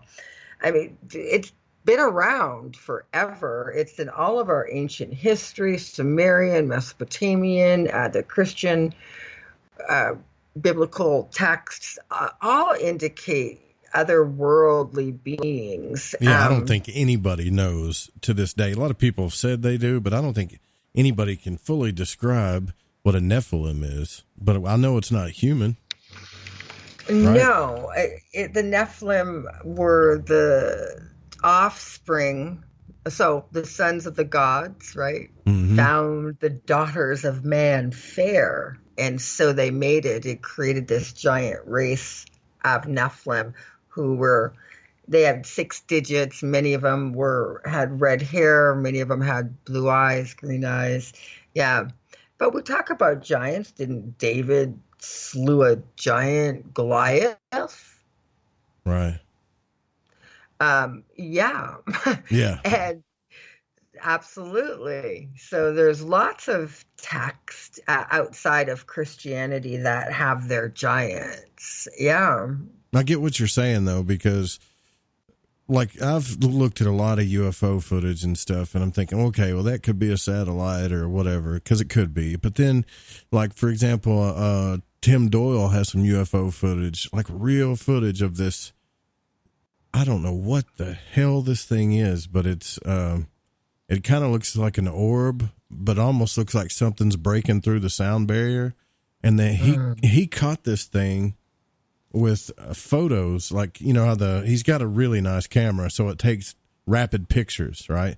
So you couldn't really see it with the naked eye if you were videotaping it, but the rapid picture thing in the camera caught this thing moving, and it looked like almost like an amberish, translucent type orb thing that just appeared and went into a mountain, right? I'm thinking, what the hell was that? So I do wonder, you know, and they talk about the Merkaba and all this other stuff and other texts, and I think, man, what if these things are, you know, we have a preconceived notion that aliens or ETs are in outer space outside our planet in this physical It's probably realm. more interdimensional.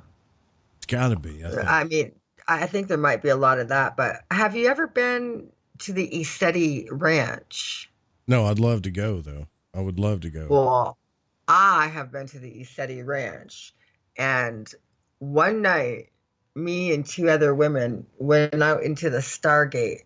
I think it was the Syrian Stargate. It was about 10 o'clock at night, and we brought the big Tibetan singing bowls, and two of the women, the other two women, both had very beautiful voices, and they were singing, and I was singing too, and we're playing the music bowls that went on for a while, and it was really enchanting and Celtic at some times, and the music just carried. We heard it rolled through the valley 20 miles. People came by the ranch the next day and said they could hear us. But as we were walking back after we finished, everybody in the viewing area, they were yelling, "Laurie, turn around." We turned around, and the mountain had, where the glacier is now, there were orangish orb like UFOs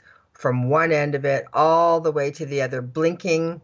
One would blink, and then the other, boom, boom, boom, boom, boom, all the way across, back and forth, back and forth. It was like a scene out of a UFO movie. Can't remember the one with Richard Dreyfuss. Close Encounters, yeah. It's like a scene out of Close Encounters. It was unbelievable, and I was like, what? And I think they were appreciating our music. I really do. So that kind of sounds more like a, not such an alien thing to do, you know, unless they do appreciate music. I mean, I understand that there are some texts that say God spared the humans because of our ability to sing or to experience misery and to create beauty out of it, to have heartache and write a country song, but to just dance or express, we have this a beautiful artistic ability that we begin to let leak when our emotions are true and full. And so I hear that spared us many times. Yeah, I know exactly what you're talking about too, because there's a lot of good blues music and country music that's been written in heartache, you know, and it's beautiful music. Wouldn't have happened if that heartache wouldn't happen. See, and that's what I think, like, consciousness is here, you know, to experience all that stuff, both sides of it. And because you can't really know, and it's kind of an old cliche thing, but you can't really know love without sorrow. If everything was just love, then how would you know it's love? You can't define it. I mean, it'd be kind of boring after a while, wouldn't it? Well, you know, a couple of weeks ago, my beloved dog, Jackie Girl, passed away. And we had her for almost 16 years. And when I went to Arizona to speak at a conference, she came. She was in the audience. In fact, Vice TV was here in Sacramento. We've just did a documentary on my research, and the dog ran down the hall, and just, you know, she'll be on that. She participated in numerous meetings, and she was a very beloved animal. But I actually, in my sorrow and pain, asked myself, I mean, is it right would I have chose to have loved her and now have lost her, to feel this to the depths of sorrow? I mean, And the answer, of course, is yes. Because for every beautiful moment, it's an eternity in the memory of the heart. So, yeah, and wow. But definitely those pains of love and growth are beautiful in their sadness, because we can overcome. I mean, my family, my children and grandchildren, our motto is like, if you get knocked down 7 times, you get up 8. That's just all there is to it, right? Yeah, and I know everybody's like, come on, Joe, talk about aliens with Laurie. But the thing is like you and I are talking about consciousness. We just keep going back to that discussion, and I think it's funny because I hear a lot of my friends, they say, I'll never do that again. Like, I'm never getting married again. You know what I'm talking about? The relationship type thing. I'll never do that again. And I'm like, why? Well, I don't ever want to feel that again. Well, you got to ask yourself, is the juice worth the squeeze? Right? I mean, it is. If you think about it, the heartache sucks. Yeah. But I would go back and experience everything again, because we've all fell in love. I know anybody that's over the age of 30 has truly fell in love at least one time, where they've given themselves up totally, to love. And 90% of the time, that comes with heartache. But what if you never got to experience that? Think about that. Well, then you would never be able to fall in love with yourself and see and accept all of our own wonderful attributes, the good and the bad, you see.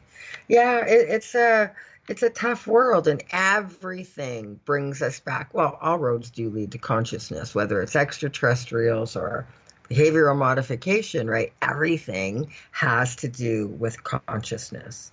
Everything comes back to the self. And although the ET stories are numerous and amazing, there's a bigger phenomena happening. And that is the growth of humanity, and possibly us taking our next step, cosmically.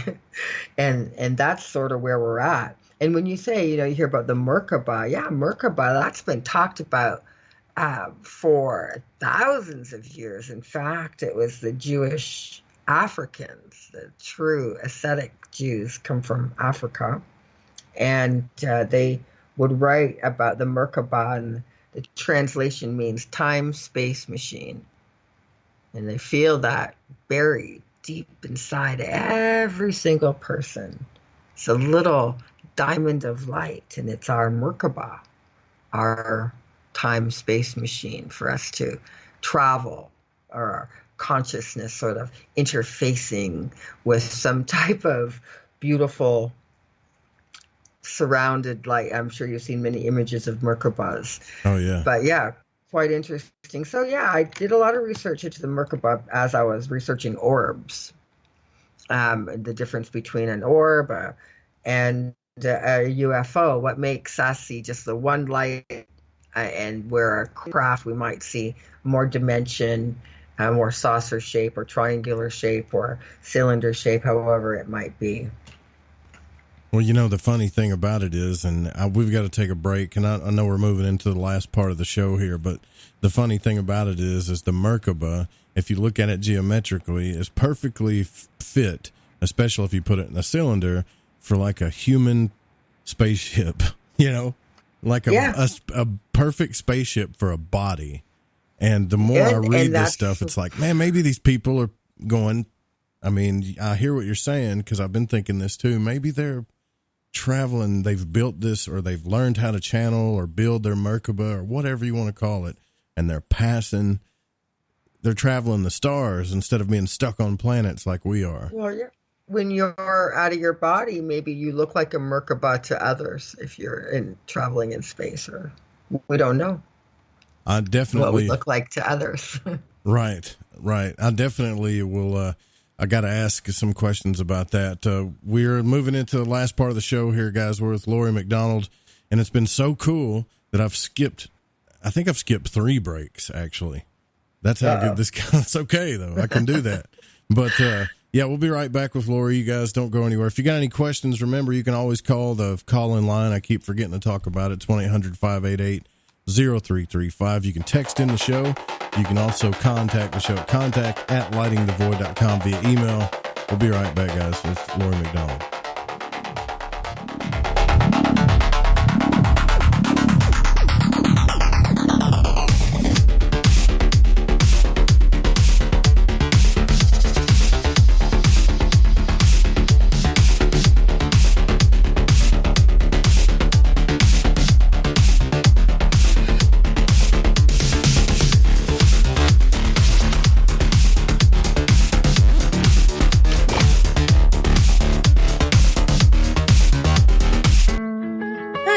This is Sammy.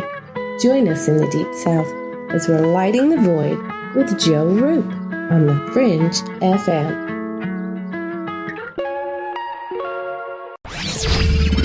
This is Paranormal News. I'm John Jeter. This sounds as cool as it does dangerous.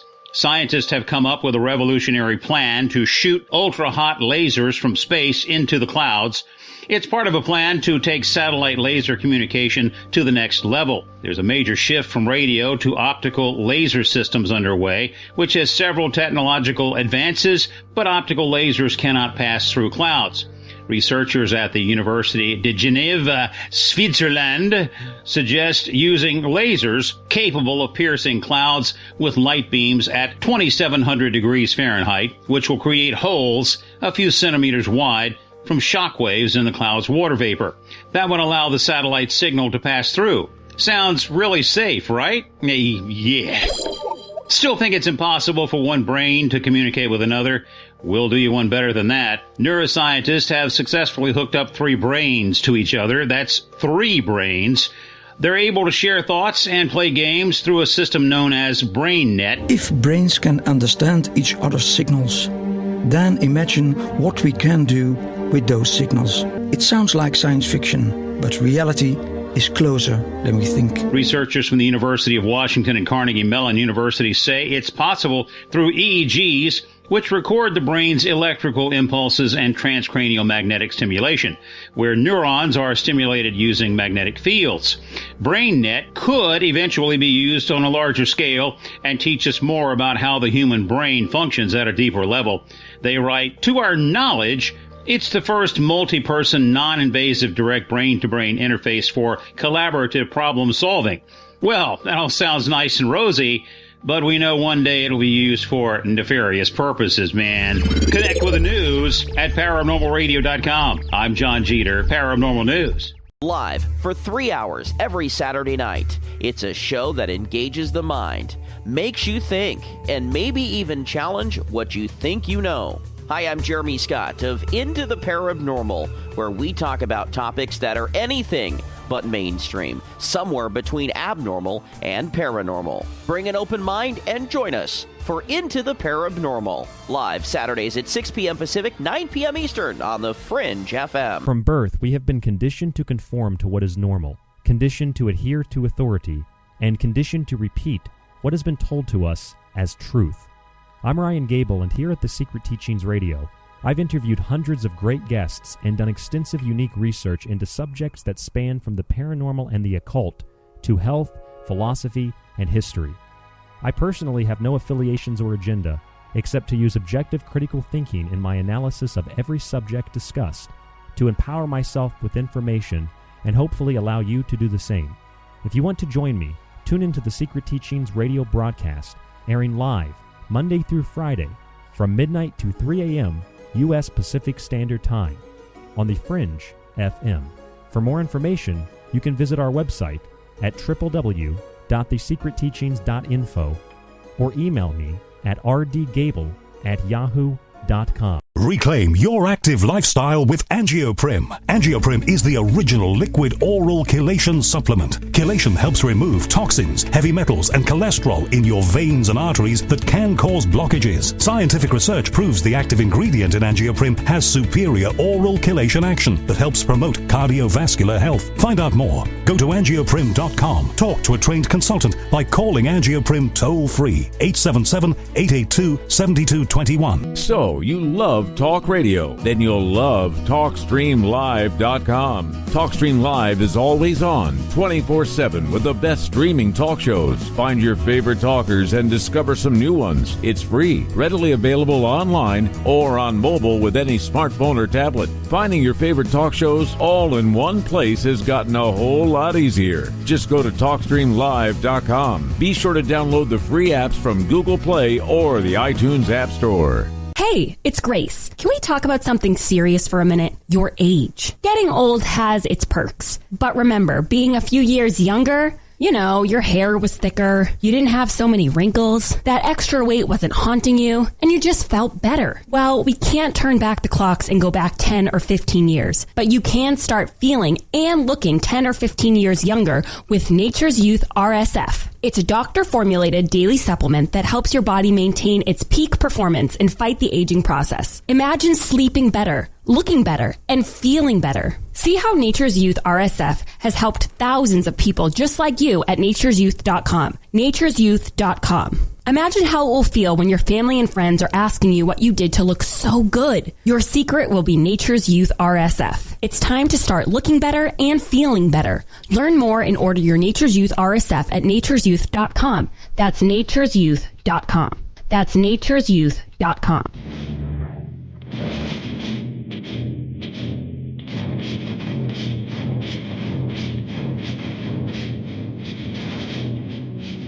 Yohoy there, Gigi here. And I'm Cortana, and we're here to take you on a journey through all things paranormal, metaphysical, ufology, and even psychedelic on our show, Shift Happens, live every Friday night from 7 to 9 Pacific. That's 9 to 11 Central, right here on the Fringe FM. And remember, don't feed the archons, feed ducks instead. Duck up.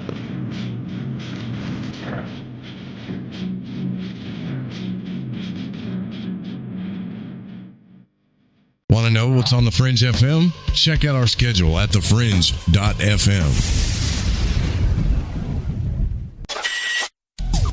Hey, Fringe FM listeners. Did you know that when you're on the road with limited data or no Wi-Fi available, you can still listen to every minute of the Fringe FM by calling 701-719-3971.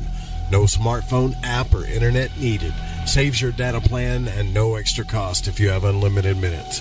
Call 701-719-3971. That's 701-719-3971. Listen to the Fringe FM on any phone, anytime, anywhere.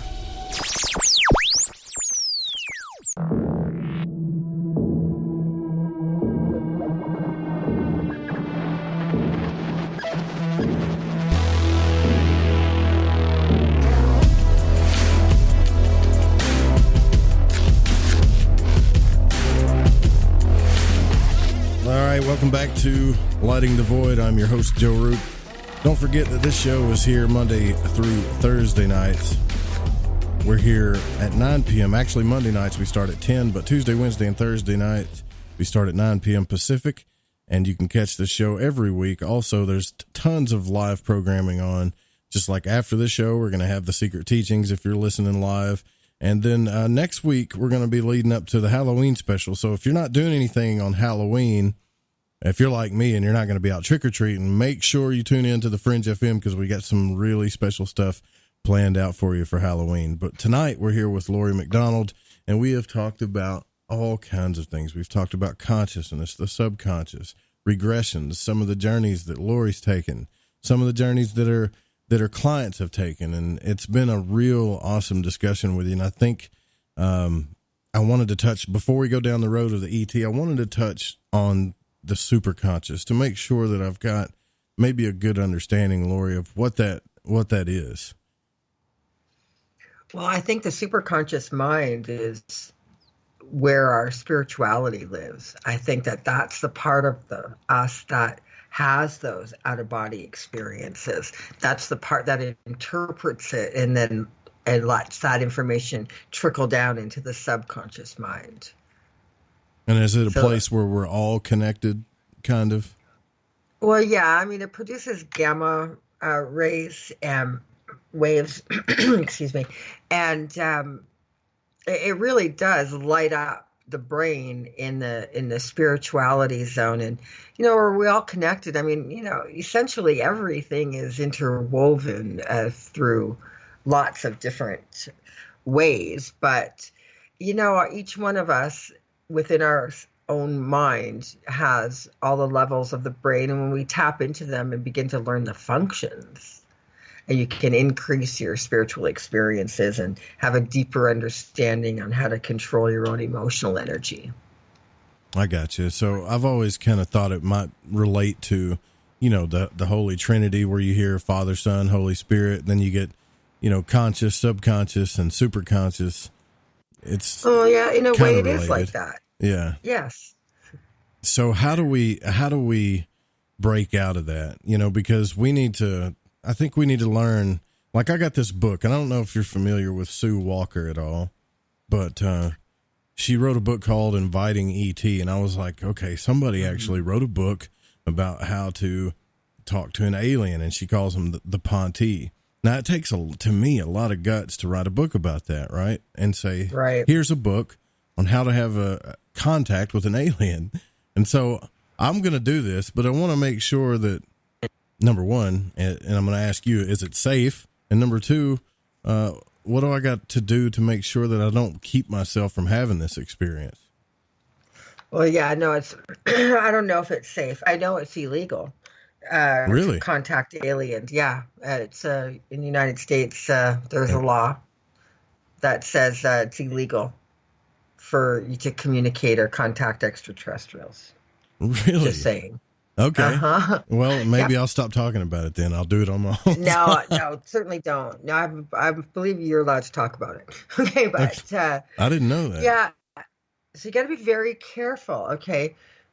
Because you could open that door and not be educated enough to understand the ramifications, and may not be able to handle the consequences of such action. You're opening the door to all types of other energy. There is a protocol that you must follow.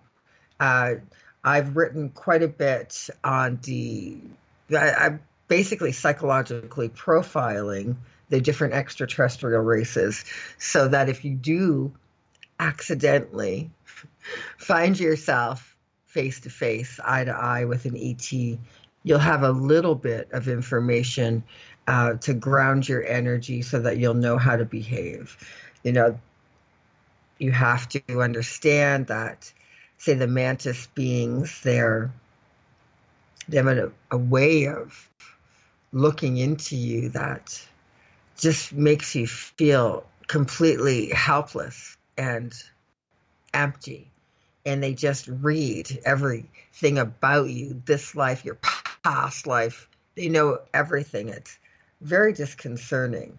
Oh. But now the mantis are hive-minded, and they're all interwoven and interconnected, like the internet. And what they fear is that individuality.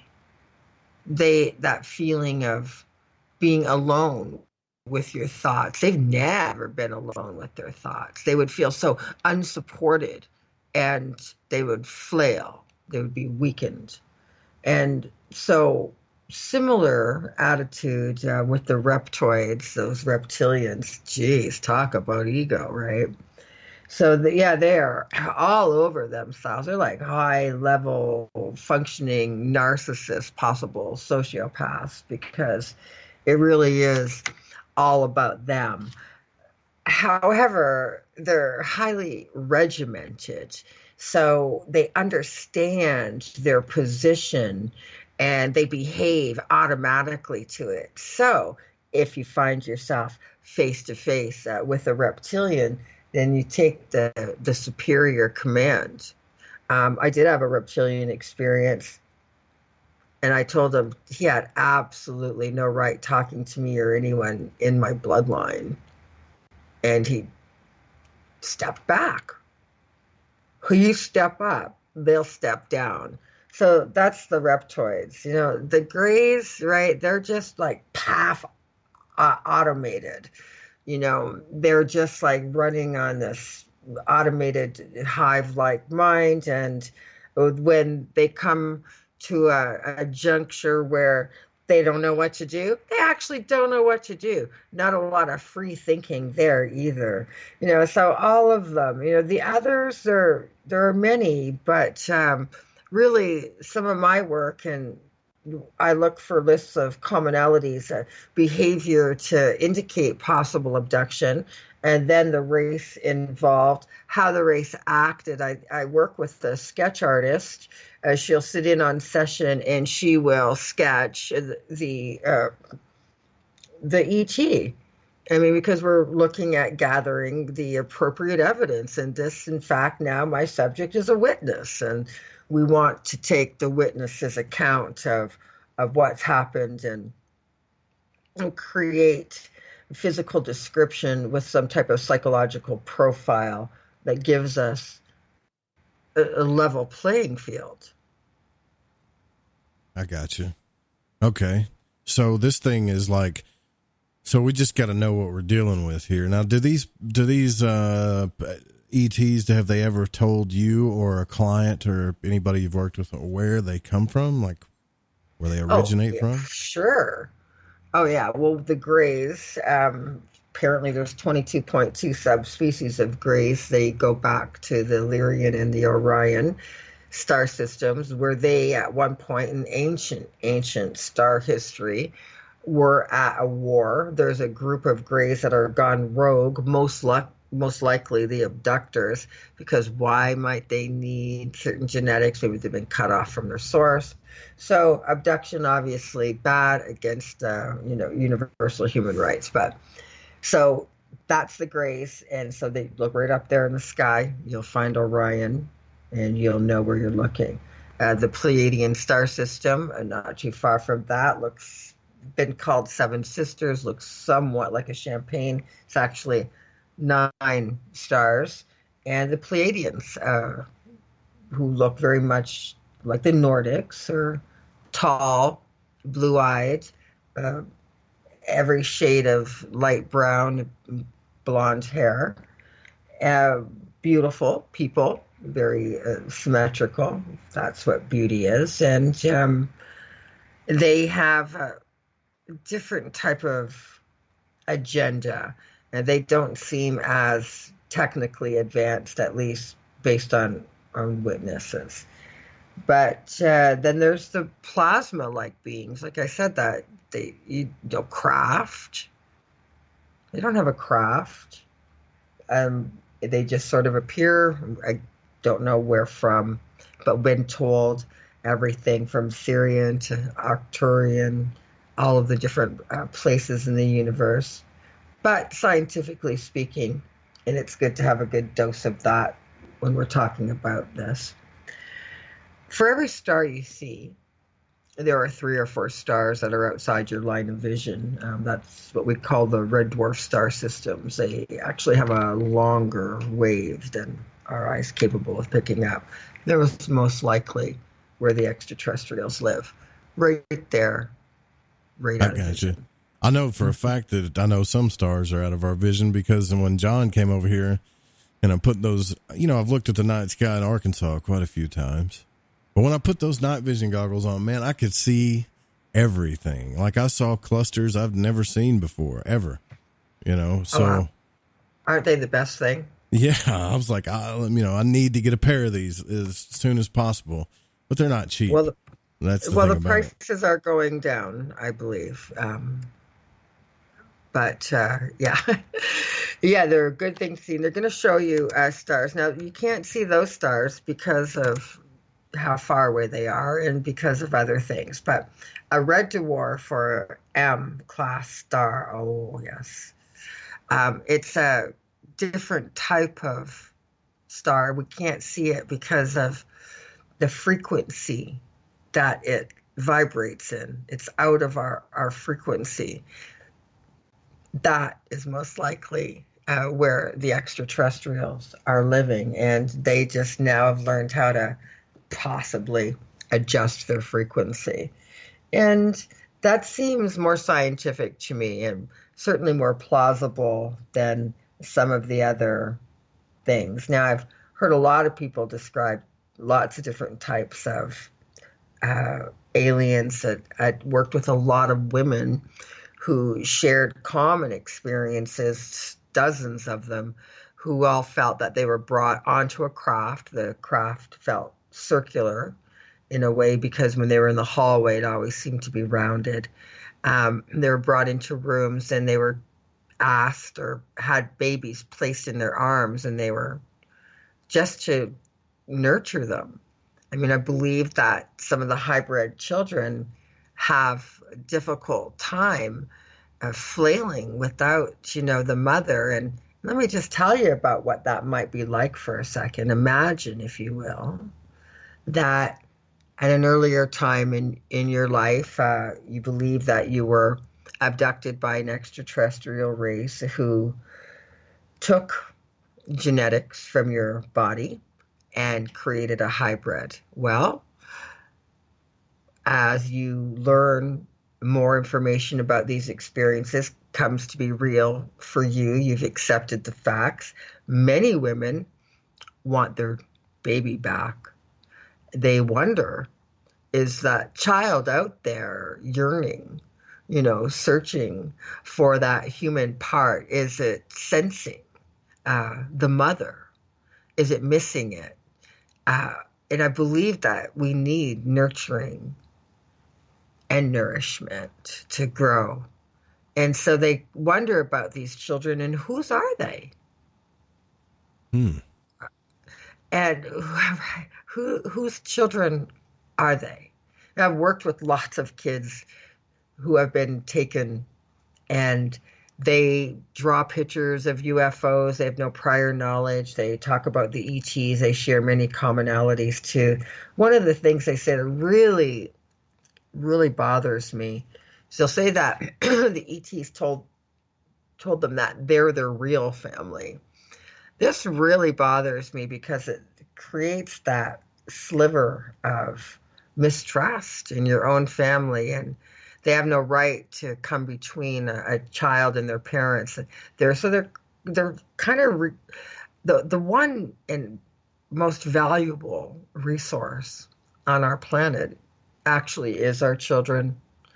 And when our genes are being harvested to create other children, there's got to be a way to work this out. So yeah, races that are abducting and harvesting genetics, these are races that we need to learn how to disengage from.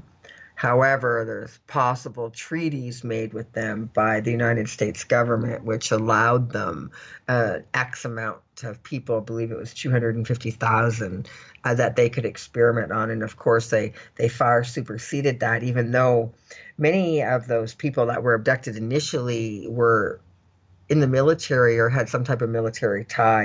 And that's just simply because they're easier to track. You're going to have some type of dual tracking system. So GIs are always tracked because they get a check basically for the rest of their lives.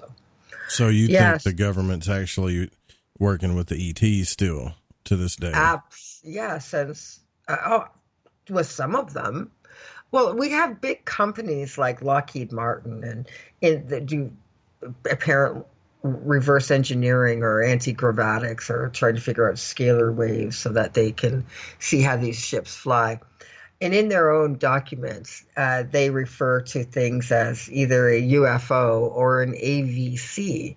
A UFO is an unidentified flying object. Nothing there to indicate where it's from, just unidentified flying object. And AVC is an alien visitation craft. So they're able to differentiate them in the sky. They know, our government certainly knows. we the people are still working on it. We're figuring it out. It's funny that there's even that law that says it's illegal to try to contact aliens or to have contact with aliens. Not clear on the law. I'm not a lawyer, but yeah, it's been brought to my attention a couple of times. I think it's interesting. There's no way I'm not going to break that law. Like, well, if they don't exist, why would they have a law? Why in the California Fire Department manual is there under hazardous fire? Why is there how to handle UFO crashes? I mean, come on. There's a protocol in the handbook. You know, I believe police have some type of protocol in that area too. So, but then the government says that they don't exist. Well, then why go through all that trouble to mention them? Right. Well, you know, it's kind of like, well, I mean, do you believe that you might be, I mean, based on your earlier story, that you might be tapping into a lot of this stuff because you might actually be part ET, you know, and for that matter, I think a lot of us might be, and we just don't know it. Well, actually, we all are. Every single one of us. We are. The chemical composition of the human body is that of any star. We're all stardust. And we, you know, that junk DNA they told you we had? Let me just tell you something. There's no junk DNA. There's no extra DNA. That's extraterrestrial DNA. Clearly. Okay, so then here's the thing. The Mandela effect, which there's some things about that I don't really understand. For, you know, I used to think, oh, come on, man, the Mandela effect, that's crazy. It's not real. But then what got me, and still to this day about that, was the whole silver C-3PO leg thing. You know, that was just that in itself, right? Like everywhere I looked, that was showing up. And I'm thinking, well, that never happened. So why would they, I mean, are they changing? I'm just kind of confused about the Mandela effect. Are they changing what we perceive happened, or are they actually changing what happened? Well, there's several theories. I'm in the middle of writing a book called Managing the Mandela Effect. Because here's the deal. Okay, let's go with the Star Wars. For anyone who had the old DVD, not the DVD, but the VHS Star Wars, when you played that and you played it many times and it said, Luke, I am your father. And now you play that same tape, the one that you've played many times, and it doesn't say that anymore. It says, no, I am your father. Now, how can that be? Are they changing that? Are we in an alternate reality, just one frequency over? Or is it some type of psyop, some type of psychological operation? Are they beaming us through cell phones or alpha waves or any other type of electromagnetic energy weapon or wave, even scalar energy itself, are making us think that something in front of us or what we're hearing isn't there.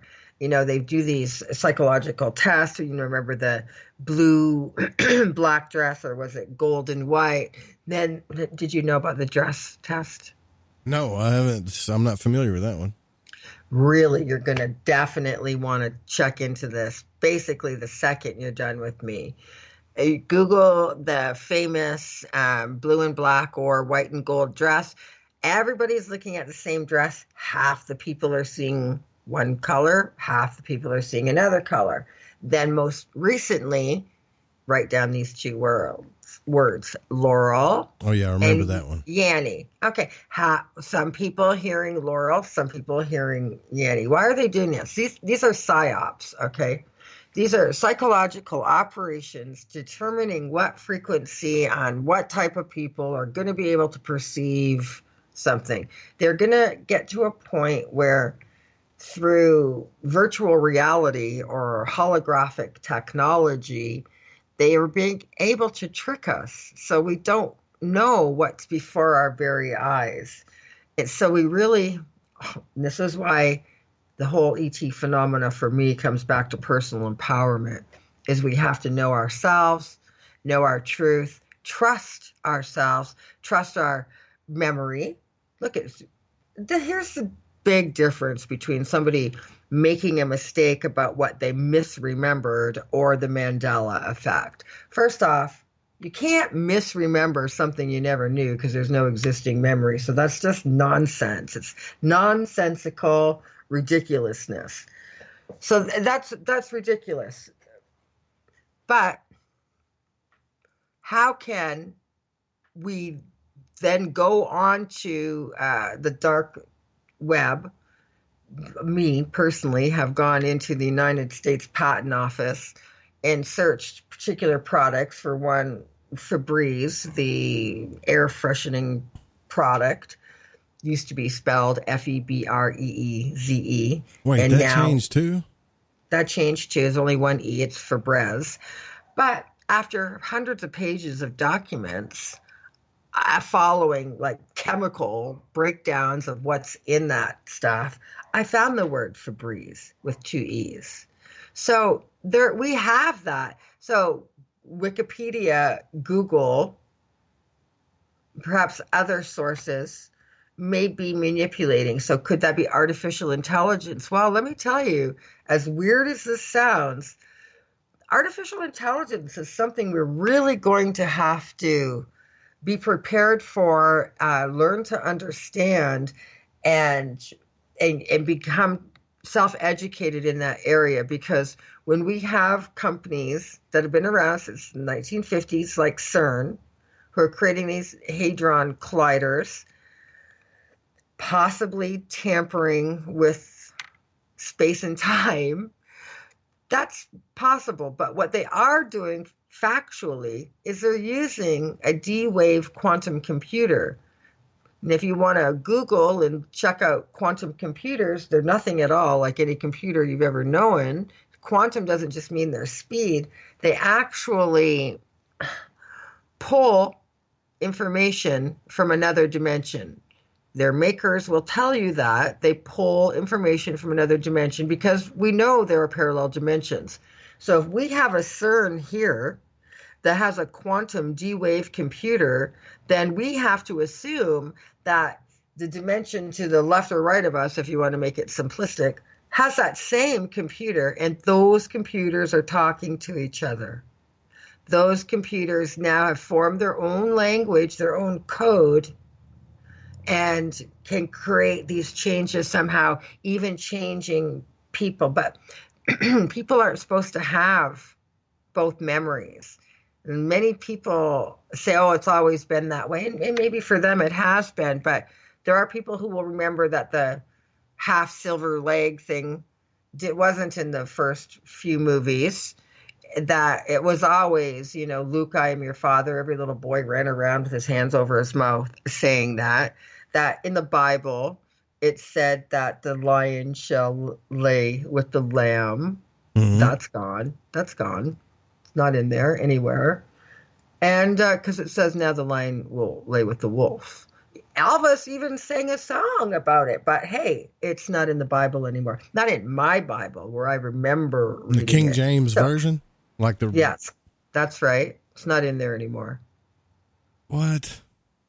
See, this is freaky, man. This stuff right here makes my stomach turn a little bit, because if that's real, it is real. God, it's not in there anymore. Is it? It's real because it's happening, but is it a manipulation? Is it a psyops? Is it some type of frequency experience that makes us see that? But no, I have a family Bible, and the words have changed. That never been in there. It's a King James version, yes. The Lord's Prayer has changed. It says, kingdom come, thy will be done on earth as it is in heaven. And it no longer says on earth as it is in heaven. It now reads in every King James version, even your old Bible, it now says in earth. In earth. What is this? Like an in earth simulation? How can we be in earth, right? But it has moved. It has changed from on Earth to end. And there are other changes too. There are many. Part of the book I'm writing on the Mandela effect is about that.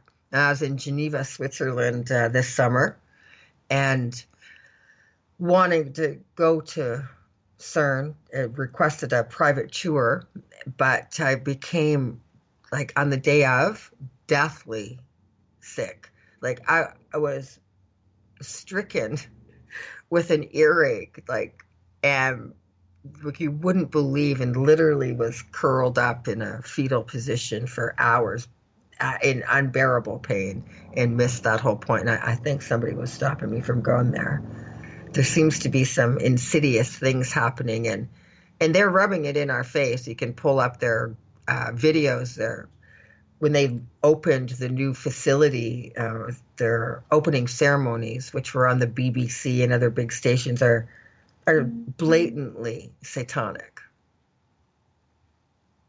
That's so trippy. I mean, blatantly satanic. It's crazy. So we're trying to figure out who's doing all this to our heads. That's the thing. I think they keep us confused on purpose. Like, do we blame the government? Do we blame Google? Do we blame the ETs? Well, you're right. Well, you're right, because a man who wears 2 watches never knows for sure what time it is. Now, earlier this summer, before I went to Geneva, I had been called up to the Hupa Indian Reservation in Northern California. They'd been experiencing some anomalous activity.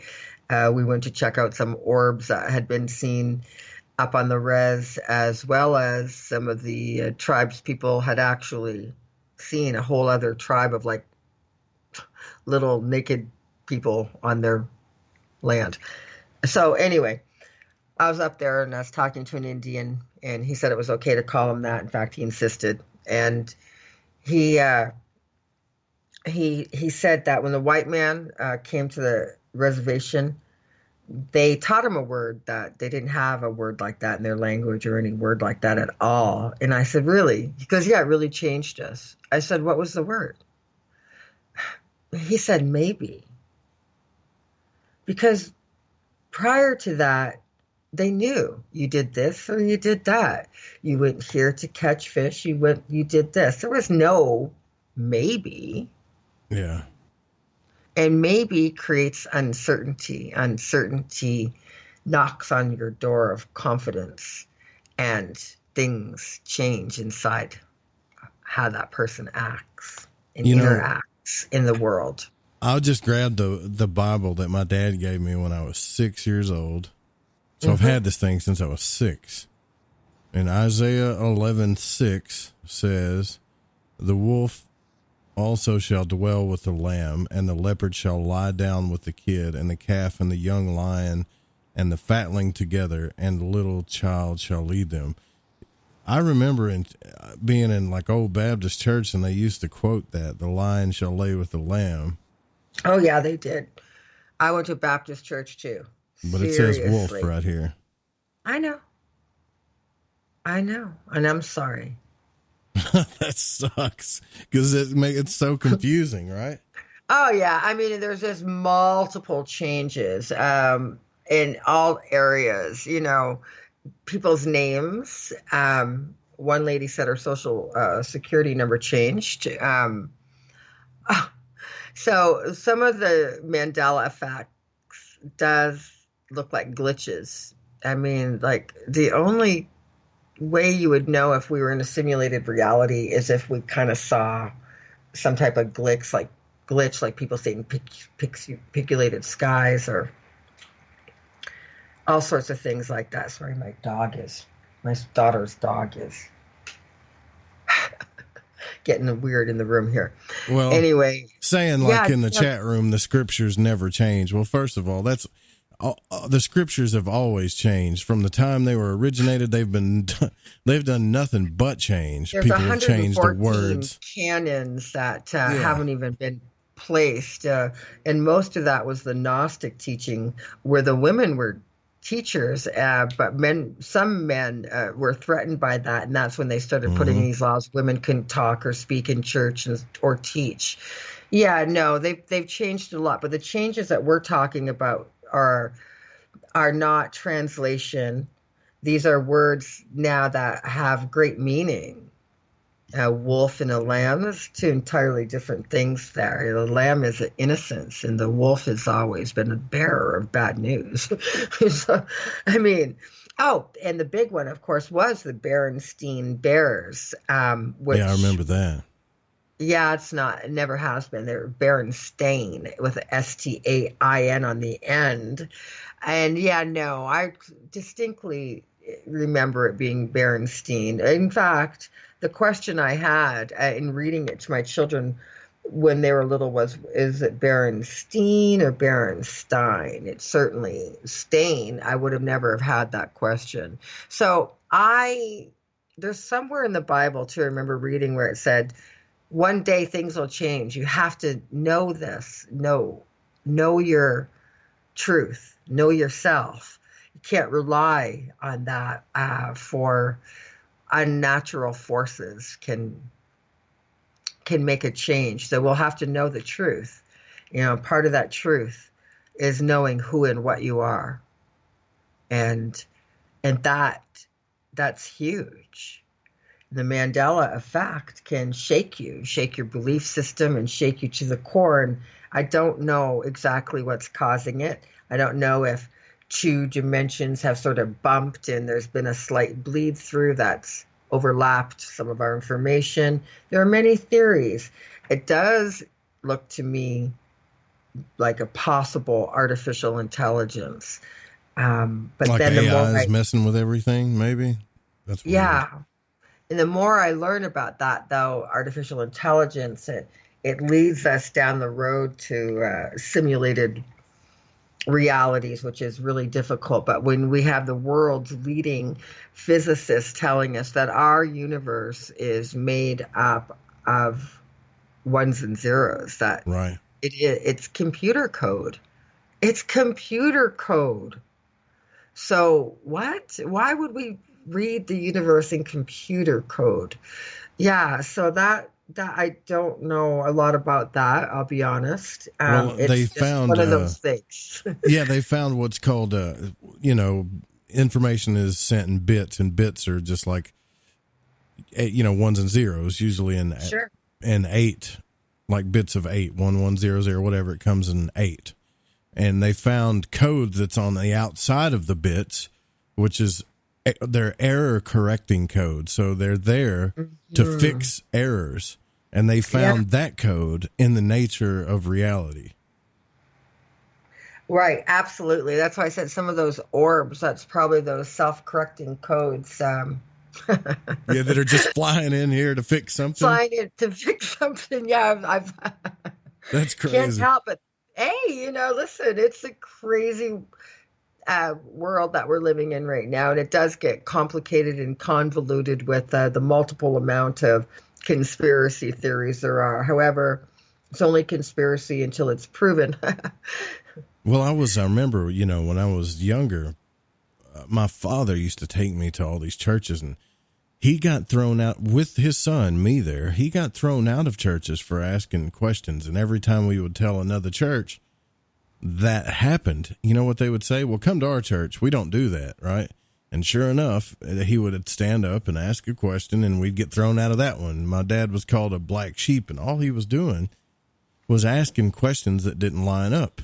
Right. They just don't make sense. And then eventually he was like, son, I found out, and my dad told me this, not my teachers. My dad told me, he said that this whole thing, this book that had been pounded into our heads since we were, I don't know, families and generations, was actually gathered up by the Council of Nicaea. It's a Nicene creed. Like you said, there was, I don't know how many books that were just left out. Why? Why did they leave them out? It's the same author. Moses, there's books by Moses that were thrown out. So the man decided, not God, man decided what books you're going to read and what books you ain't going to read. That's right. Because some teachings taught us of our co-creative power. Right. And especially the Gnostic teachers. They taught things like, here, this is what the problem was. This is one of the things they taught. They said that, no person needs administer or a minister between him and the source. Well, that removed the church's role right there. You don't need a minister or an administration to get between you and your God. That's between you and your God. It doesn't need to be administered or ministered. I was like, yes, now. There you go. So they offer guidance and understanding, but they were very non-judgmental, and there certainly were some beautiful teachings that we'll never get a chance to see. Although I will say, with all the horrific acts that the Catholic Church has been accused of, the one thing that they did, I believe around 2012, was they elevated Mary Magdalene to apostle. So she's a status of an apostle. But they say that Mary was most likely a Gnostic teacher and shared her learnings with Jesus. And he spoke in the temples and churches because she wasn't allowed to teach in there. Yeah, and you got to think about all the stuff that we missed that never got wrote down. I mean, there were probably all kinds of crazy moments in history that people just never wrote down that was spectacular, and they kept talking about the mystery, only you can understand the mystery, but these people can't. And then if you go to any religious, doesn't matter if it's Christian, Muslim, doesn't matter, all religions think they understand the mystery. And I'm like, well, if everybody understands it, then not much of a mystery, is it? No, it's not much of a mystery. And I think they were misunderstanding, the whole, I guess that comes from the Tower of Babel, the separating of one common language. And just for the record, I think that one common language that many people all shared was telepathy.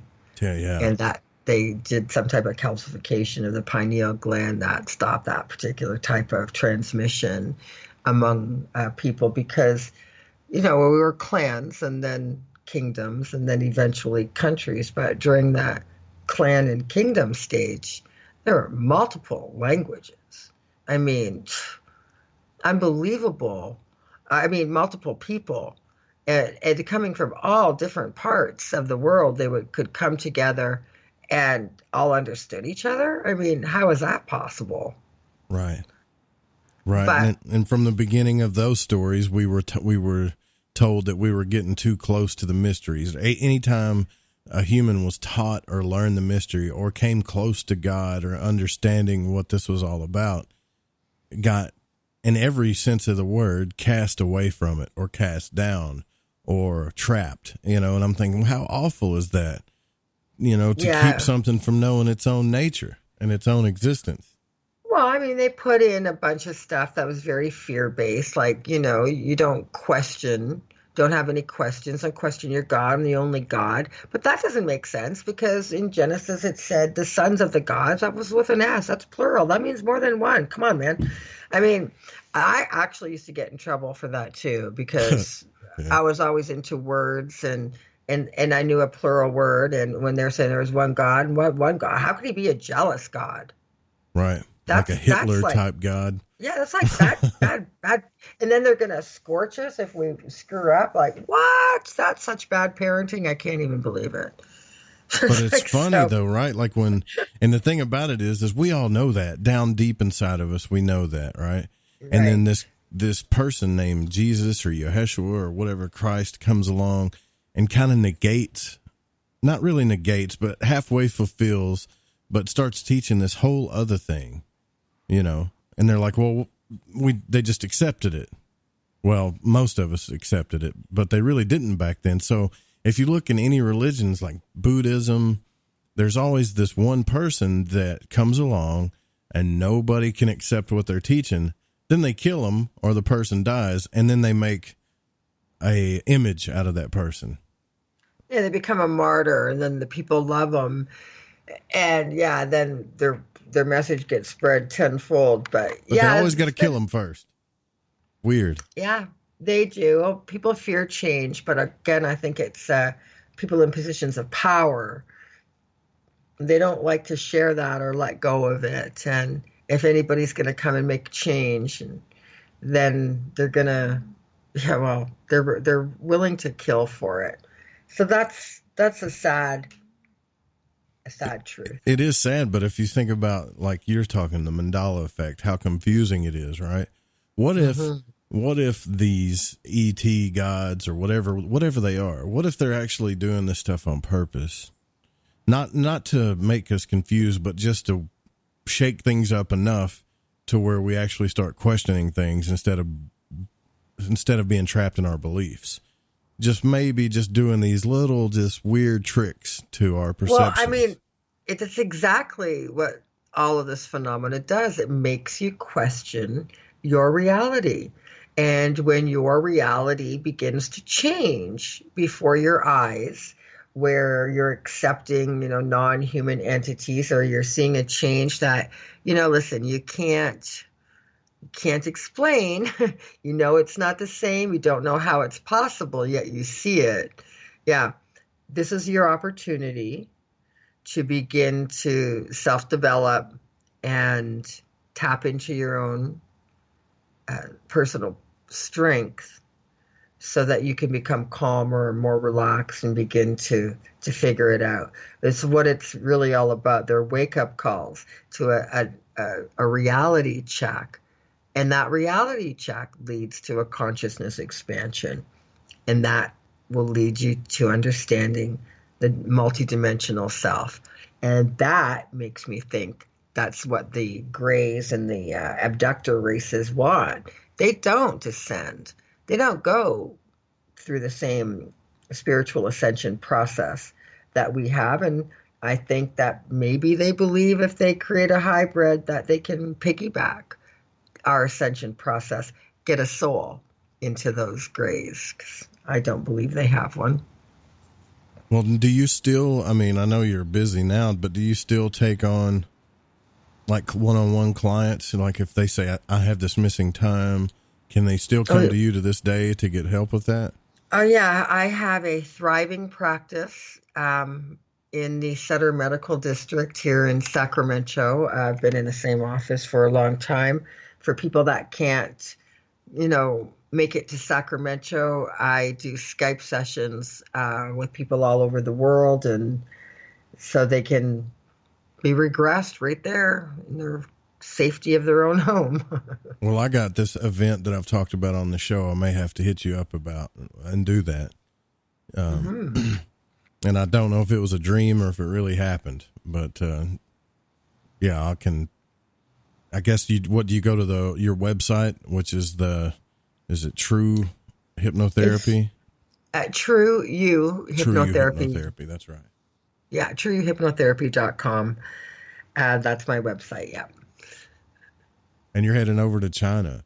Are you about to go back? Yeah, I'm headed to China next Friday. I'm going to Xi'an, China. It's a large city, very large city. At the end of sort of the Silk Road, it's where that terracotta army is. And in fact, outside of Xi'an is the world's largest pyramids. They, in fact, are 3 times larger than Giza. So I'm extraordinarily psyched about seeing those pyramids. And I'll be in the Wudang Mountains. I'll be at the Latsu College. It's a spiritual college. It's a Taoist college, and their spiritual leader happens to also be an experiencer of the extraterrestrial phenomena. But yeah, I'll be at Wudang on November 22nd through the 26th doing the personal empowerment workshops, and then sort of a ET 101.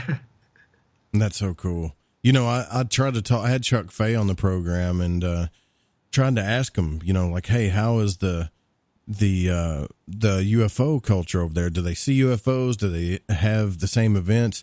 And the way he explained it was, and that shows how dumb I am to the Eastern world, is that, he was just strictly talking about Hong Kong, and Hong Kong is like a whole thing into itself. But, well, yeah, it was colonized by the British, and, they had like a lease. So yeah, totally different, like no income tax and Hong Kong, and yeah, it's really a lot different than the rest of China, Asia. But some of these people over there did validate for you that there was UFO activity during the Vietnam War and stuff. Oh, absolutely. And not only that, but babies that were born, large insectoids that were seen, anything from orbs plus craft, and some of the entities that were described to me, and they call them the jinn, and they sound like a gray alien, but they do the same thing, paralyzing the body, and where the person can't move a muscle, but they're alert, they're awake, they can see. It's like trapped in your own body and you can't move. It's called the hypnoglomnic state. It happens when the brain secretes two chemicals at the same time, the awake chemical and the sleep chemical. And the body gets paralyzed. And like I said, they know how to manipulate our brain waves. They can control us in a way. People, like, I don't understand why every school in this country isn't teaching meditation and then personal development in school. Like they're teaching them things that, these kids get out of high school and don't know how to do their taxes or balance their checkbook. Yeah, they don't know how to manage their money, and they definitely don't teach them how to get in touch with their spiritual selves. I know that doctors are starting to teach meditation. I actually saw that in my doctor's office the last time I visited. It was pretty cool, actually. You know how they have the TV on in the waiting room, and there was this woman in there teaching meditation, and I'm like, well, this is different. So maybe they will get it into the schools. That would be cool. Well, you can't. Listen, we are the mind, the body, and the soul. You can't treat one. You have to have a holistic approach. The body has a cellular memory, remembers both pain and emotional trauma. So the body is going to indicate to you prior to your conscious mind understanding it. Everything, it's all connected that way. Yeah, you have to treat all three things. Genevieve in the Spreaker chat is saying, I could listen to Laurie again. She's got an amazing story. Well, I'll tell you, Laurie has been on several shows. You could, and I hope we can have you back on this show one day too. That would be great. But I would love that. But the one that I would think, if you're really into the ET and the stuff that's happening over in the East, I know you did a show with Jimmy Church on Fade to Black back in, was it June or July or something, I think? I don't know, maybe August. August, maybe. And you really went into that subject. And be honest with you, before you came on the show tonight, I was thinking, man, there's so many things I could talk to Laurie about. What am I going to talk to her about tonight? And everything on this show kind of always leads back to consciousness. It just always goes back there.